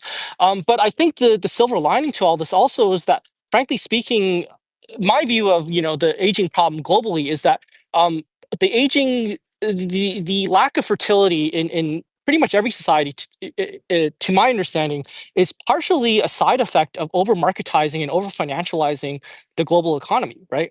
So as you're kind of shifting over to more socialistic policies, um, to deal with aging, what will also, I think, happen is that it'll reduce the amount of pressures that lead to young people deciding they don't want to have kids. And I think a really good example of this, in my mind, is the question about education competition in China, right? Like right now, one of the problems for China that contributes to young people not wanting to have kids is that they look at the education rat race that they have to raise their kids on in order to make sure that their kids enjoy as good a economic outcome in the marketplace as they have, right? And that competition just gets fiercer and fiercer, right? Uh, the cost to participate in that competition goes up and up and up, right? And the government has tried to do certain things to kind of dampen these competitive pressures, but the results have been pretty mixed. But the reality is that if you start to demarketize the economy and start to, provision more social services, right? That pressure will alleviate some. But also, as society ages, right, you have a lot more older people who will be able to provision social care. At least in China, at least, right? The way the culture works is that older people take care of the kids. Parents, do all the working and earn the income, right? So like at least in the context of in China's social context, right? As the population ages, you will have more people who can volunteer to, at least for a period of time in their senior years, um, provide for childcare, maybe become, educators, right? Like these are all things that you can do so long as you um, orient the resources to support these kinds of policies, right? So I think there are a lot of ways in which the fertility problem will stabilize as the pressures of dealing with aging kind of force your hand in terms of what kind of policies you adopt and how you run society. Well, I mean, coming from Europe, so I would disagree with your optimism with like how socialistic measures can help this. I mean, there's plenty of social services and plenty of elements that could help out, and and I think like one of the issues of why like people have less children is there is a less economic rationality for them, and the welfare state allows for for an individual that has that has no family to be able like to survive, like because back in the days you will need this extended family to take care of you, so there are less incentives. So at least using the European counter example, that hasn't worked. On the contrary, and also like the grandparents issues. For example, like my experience with my grandparents has been like what you mentioned. Like my parents working and they taking care of me. The generation I don't live in Europe, so it's but for my friends I can compare like the grandparents. So my parents being grandparents and their generation, it's very different. Like the way they understand life, it's very different, and I think and China, as you say, maybe like the next generation is gonna work, but I think that it's going to be like different kind of understanding of what to be a grandparent is. That Mm. maybe like so in that regard, I think it's gonna be more challenging for But everyone. but I would argue that Europe today is a lot less socialistic than it was 50 years ago, right? And like obviously like this is conjectural on my part, but like my feeling is that Europe is following the same trend everyone else is, partially because Europe retrenched on its welfare system, in the 80s, right, and has continued to do so, right.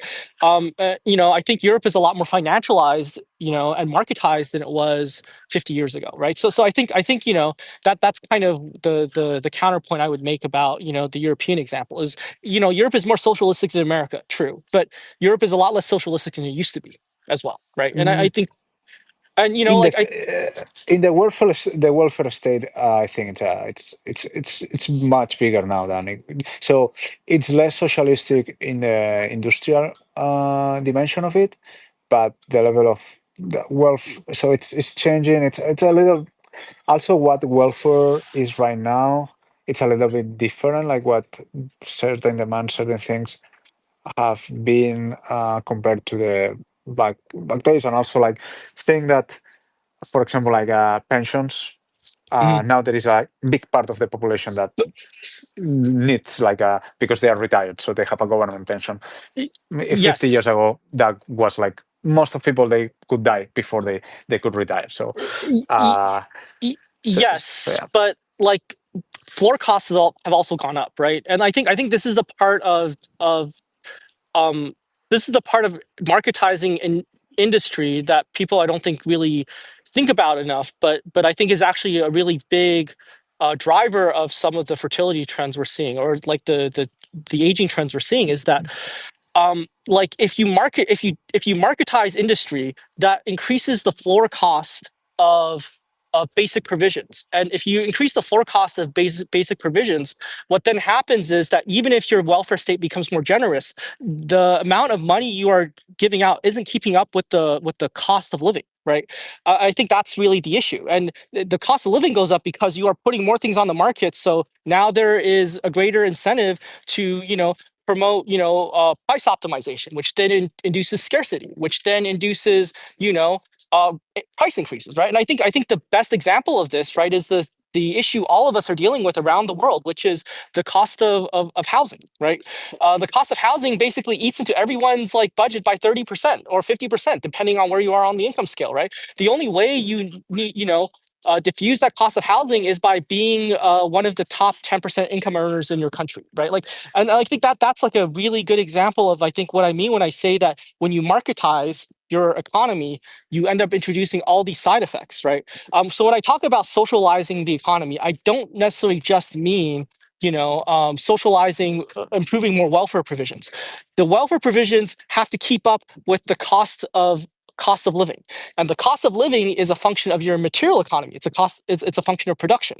The more production you do, the lower the cost of goods, right? And I think China is a really interesting example in this case. I was having this conversation earlier in the week with some other people in a different spaces, but like if you actually look at how the fertility problem works in China, right? um, the parts of the economy in China that are less developed and also less marketized and also have lower costs, that's the part of the economy that is upholding the fertility rate and keeping it from declining further. It's the parts of the Chinese economy that are most developed, most marketized, and have the highest cost of living that where you see the fertility trends actually diving, right?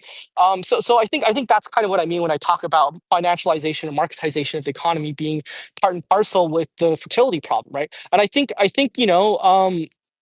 every country that wants to deal with this is eventually going to have to reckon with, the socioeconomic dynamics of the economic choices that they've made, right? And this is also why I'm a little less I'm a little less concerned about China, right? And I think that there's a lot of we'll see whether China can figure this out, right? Like if China can't figure this out, then I'm wrong, and we'll have to go back to the drawing board and rethink how all this stuff works. But like ultimately, I think that um, there's some silver linings here with with how China's doing development that I think will probably reverse the trend in another generation or two.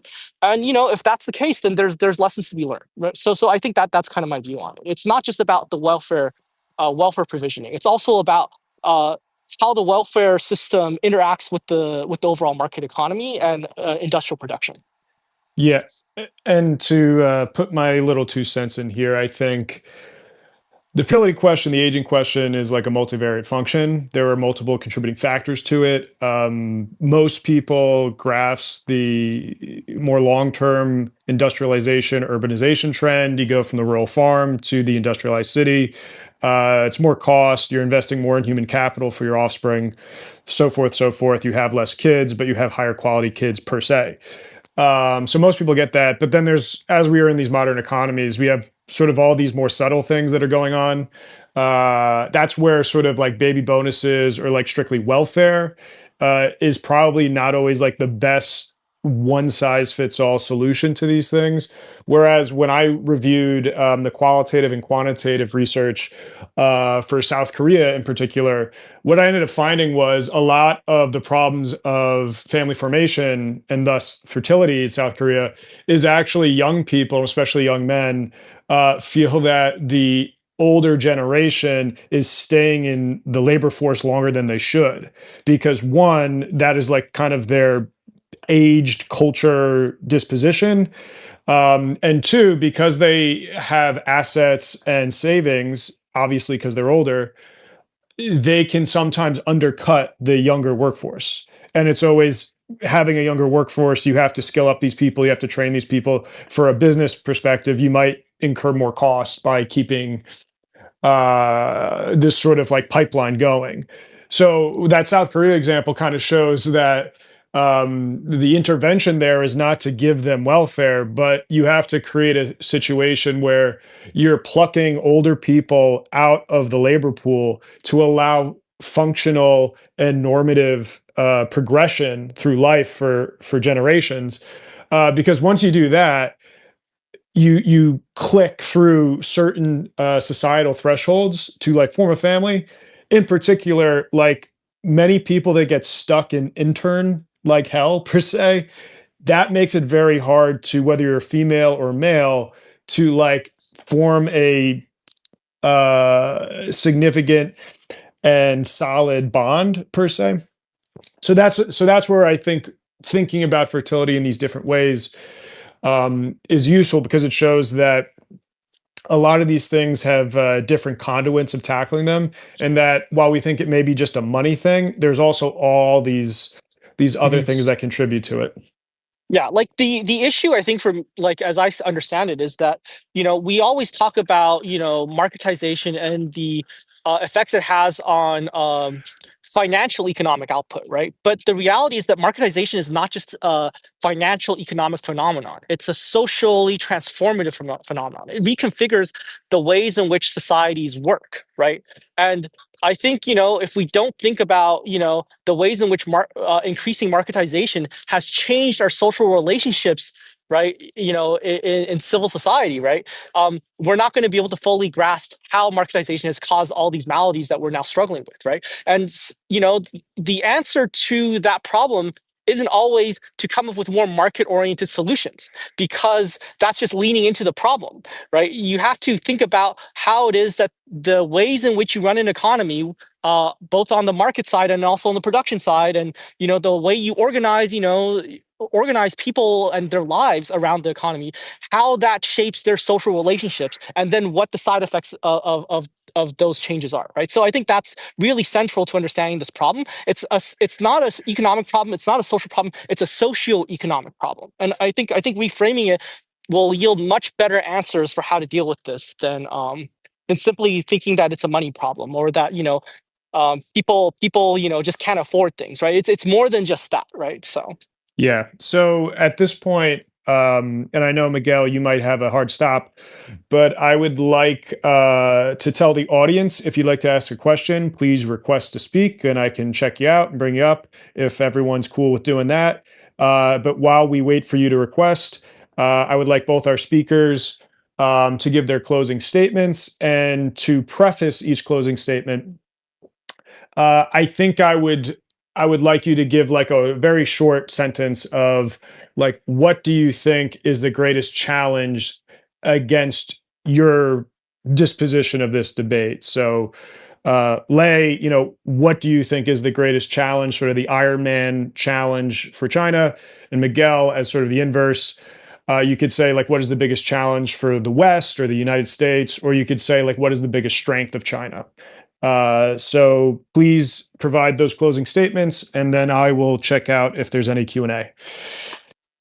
So I think for me, the biggest challenge for China, right, is that in order for China to have run the economic system that it has, right, it's dependent on a very specific political model, right? And I think there are still a lot of open questions about how sustainable this political model is. And I think that, whether you think he's good or bad, right? I think, when you look at where the current leadership in China started a decade and a half ago to where it is today, like you can kind of point to and say, hey, they've done a pretty good job. They've essentially been able to stay on target with all their developmental plans and their strategy, right?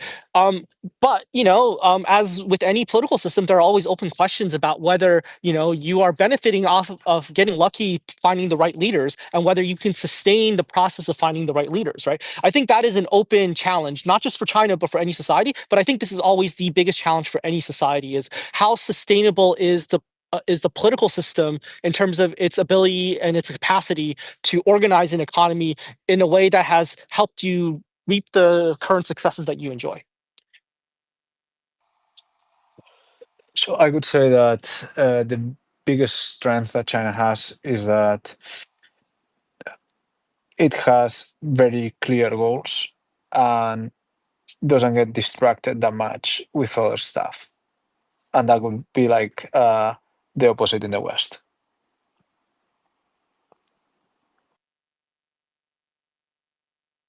Great. And do you have any other information that you'd like to share with the audience, links or projects that you're working on for each of?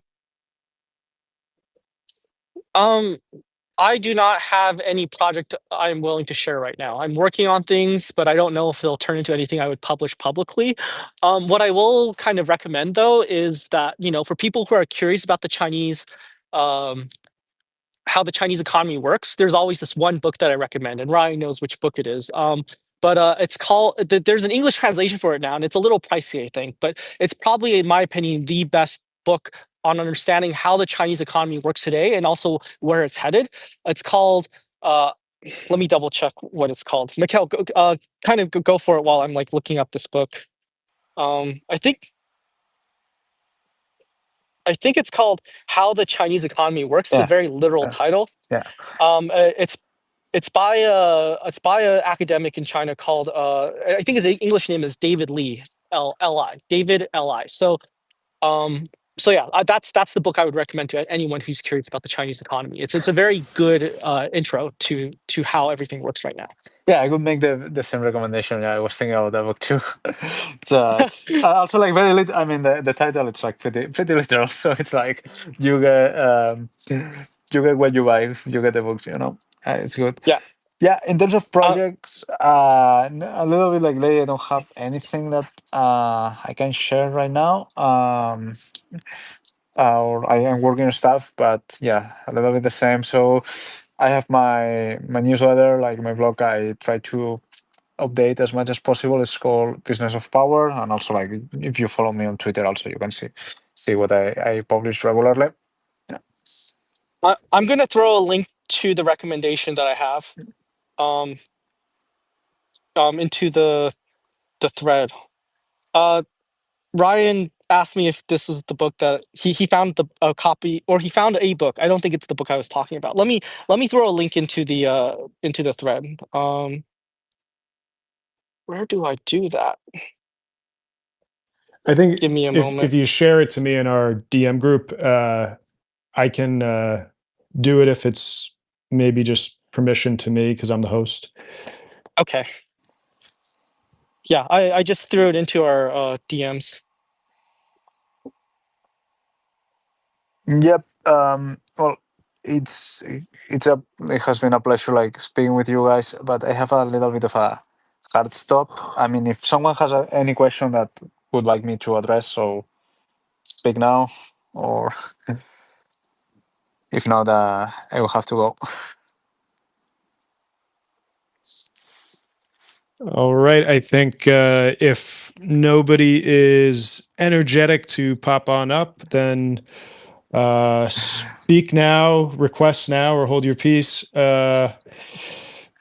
So then I guess we can conclude things right now. I want to thank you both for your time and especially your insights. Followed you each for a little while now. You bring a very interesting perspective that is nuanced and full of knowledge. So I am grateful for that and that we could have this very nice conversation. Thanks for having me on, Ryan. Thank you so much, Ryan. Yep. If everyone, we did get 2 requests. If everybody's cool with it. I can stick around a bit. Okay. But so I'll do the first person in line. Add a speaker.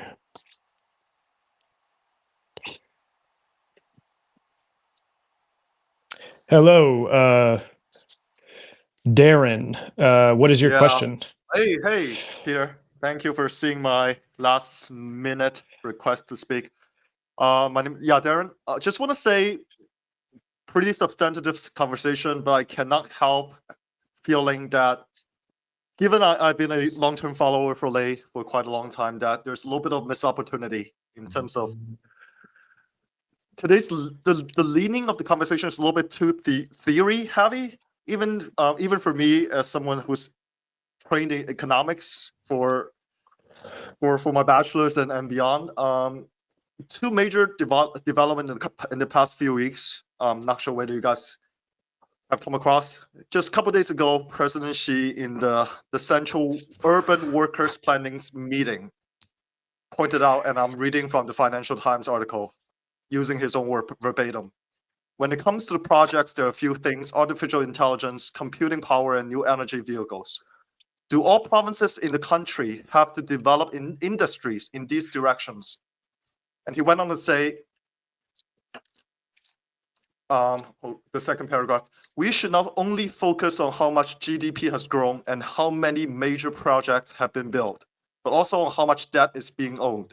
We should not let some people pass the buck and leave problems to the future generations. So that's from the very the higher up, right? And also in the past few weeks, if you guys actually been paying attention to what's happening on the ground in the Chinese domestic market, the delivery war, the race to the bottom, the involution among Meituan, JD, and Alibaba-owned Ele.me has reached a brand new level. Teenagers are basically getting promotions to drink bubble teas for free. That's how intensely distorted the domestic competitions have become. So on one hand, I do agree with Lei's earlier assertion during the conversation here today that there's significant overestimation of the Chinese consumption power as when it comes to the superficial measures of GDP. At the same time, when it comes to vertical comparison amongst itself, there's no debate that consumption right now is not up to the level that the economy needs to dig itself out of the hole since the COVID lockdown. So I guess, yeah, I was hoping to get into a little bit more depth about, this in near term and in the medium term, the severity of the challenge of bringing itself up of this dilemma, this quandary of deflation is not going to be easy. And as you can see, if you pay attention to the property market, it's run into new headwinds just the past few months. That's why whether it's you're looking at Hang Seng or the Shanghai index, up until this very last week, things have been in sort of in a state standstill. Okay, so that's my own personal take. So thanks for the comments. I think I think that my view on the overall picture in the Chinese economy right now with involution and deflation is a little different than I think how the average conversation is, even in the Chinese, like in the Chinese public space, how they see it, right? Like, to me, the actual issue here is not really about consumption. It's about the fact that you have the economy is undergoing this very big structural transition, especially on the financial side of the picture, right? And as you're doing this structural transition, you have all these market disequilibriums, right? The problem with the consumption is not actual welfare outcomes, right? I think people are consuming fine in China.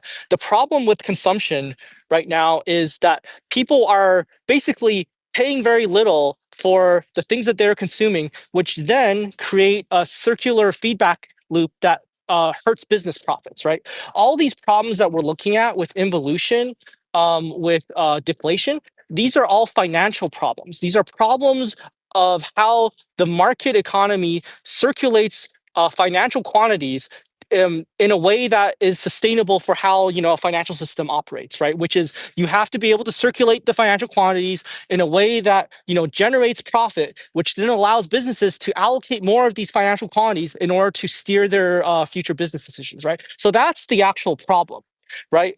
And the reason why involution has become such a prominent focus for policymakers is because what they're focused on, right, is not overall capacity per se. It's competition. It's too much competition, right? They've gotten too good at floating in market participants to compete for customers, right? So this does have downstream effects on things like employment, right? It has downstream effects on financial sustainability, right? And so these are all very, very real problems, but they're not, to me, large structural problems that will persist and have difficult solutions. These are market adjustment problems where you have to reset the market equilibrium. And I think that cutting out the number of players in the market will end up working very well, partially because as the Works Conference itself identified, right? The primary framing that they've approached, that they've taken is price competition, right? You reduce the number of participants, you reduce the amount of auctioning pressures, for public demand. Therefore, that stabilizes the price. And as that stabilizes the price, on one side, consumers will end up having to pay a little more because now you've restored now you've basically negated the downward price pressures, which then make it easier for people to get things while spending less of their money. But on the flip side, you can restore profit margins that way, and that will restore the financial circulation, which will then also restore inflation, right? So that's I think the actual issue. And to me, this is just not as big an issue as people are making it, even though it's a very stressful problem if you are in the Chinese market and you're trying to make sure your business survives, right? So that's kind of how I see it, right? And I think I covered this a little bit in the middle of the conversation with Miquel, but at a more kind of, as you said, more abstract theoretical level, right? But specifically in specific terms, right? The nature of the problem is just, as I see it, is just different than how it's talked about in public conversation. It's it's a market equilibrium problem. It's not necessarily economic structure problem, right? That's how I would put it, right? And then this gets into how Xi Jinping talks about whether everyone needs to be playing in the exact same space, right? Like what they would like to do is they would like for all these players to diversify their product offerings rather than competing in the same space, which is their kind of way to square the difference between trying to reduce the amount of participants and reduce the negative price pressure, but also sustain overall total output and also sustain employment, right? And like that's kind of how I see it. Yeah. Great. And then second in line was Z. So Z, could you please provide your question? Yeah, so I wanted to bring the conversation back to demography, right? So when you think about the low fertility rate, if you look at it purely on an economic side, not the political question, if I was to ignore the political question or the society question or normative position on those two things, just purely look at it from an economic point of view at a national level, it's not really an issue if you have a high enough savings rate. And going back to first principles economics, what's savings? Savings is just deferred consumption. So you save when you're productive during your working age enough so you can consume when you're not productive. So countries, nations that have high enough savings rate are going to be okay from an economic point of view. Now, that's a problem if you're Europe or America where you don't have high savings rate, right? This is where the political issue, the society level issue is coming to the fore now, because they've been relying on immigration to sustain the consumption level because their savings level just has not been high enough.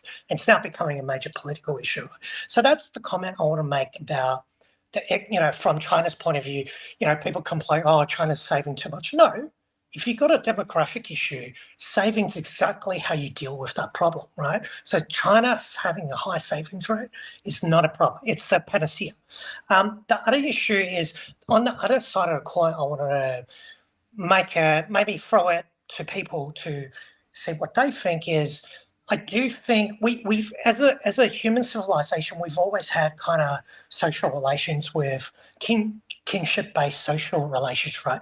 We're now coming to the point where we're a new territory where we've never seen before multiple generations where it's single children, right? Children, people don't have cousins, don't have uncles, aunties, are not going to have nieces or nephews, and I am concerned about that, right? Because I'm not sure. My thinking is you're gonna kind of see more nihilistic society. Societies are more people who are more narcissistic, people who and that's my normative statement on that. And I'm unsure about the political implications of seeing multiple generations of people who don't have kids. So I think, to your first point, right, about savings, I think that's exactly right, right? And another way to see it is that, savings is the other side of investment. Investment is supply capacity. Supply capacity is, the amount of quantity of goods, right? And it's also your total capital stock, right? And, as the population goes down, if you're saving a lot, what that also means is that you're sustaining capital stock and supply capacity, which then allows you to kind of benefit, allows you to distribute more material goods to fewer people, even as your population goes down, right? Your production is not dependent on, the number of people participating in the economy. It's dependent on, your capital stock sustaining production, which then, diffuses the pressures of the negative pressures of losing your labor force, right? So I think that's probably correct. On the second point, I'm not as concerned about the social effects in terms of like, morals and values and, social identity, et cetera, because, I think what we're seeing, right? And I think there's a Sixth Tone article, a couple of maybe last year, or maybe 2 years ago that kind of covered this, is that people who grow up as single children, what they often do is, they start looking for associative families, right? So instead of like having families in their kinship networks, they kind of look for families through their friendship networks, right? And I think, it's not just that human beings are creatures that depend on kinship for social relations, right? We seek out kinship when we do not have next of kin. And I think that's, that to me is what we're seeing in China. So I'm not as worried about that element. What I do think is happening with regards to certain kinds of social values, and you talked about like the increase in narcissism, et cetera, right? I think that's actually a function of the market economy, right? And obviously, I have ideological biases here, but in my opinion, like this goes to the conversation Ryan and I were having about how marketization is not just an economic phenomenon; it's a social phenomenon, right? What you're doing when you marketize an economy is you're essentially saying to people, hey, your value in society is based off of how well you advertise yourself, right? And that promotes narcissistic values, I think. And I think that's really where you're seeing the narcissistic values come from. It's not from being a single child. It's from how the economy configures your incentives, which then shapes your social values. That's kind of how I see that. All right. So those were some great questions and statements. For the sake of time, I will have to close down the space here. If you guys want to go and open a new space to continue the conversation, go right ahead. But thank you to our two questioners, Z and Darren, as well as our speaker, Lee. Miguel had to leave for his time constraints. And I want to thank the audience that stuck around and listened. Please follow everybody and keep tabs on what I'm doing with these spaces. I'm going to try to host more debates and panels like this. And yeah, to everybody, xie and zaijian.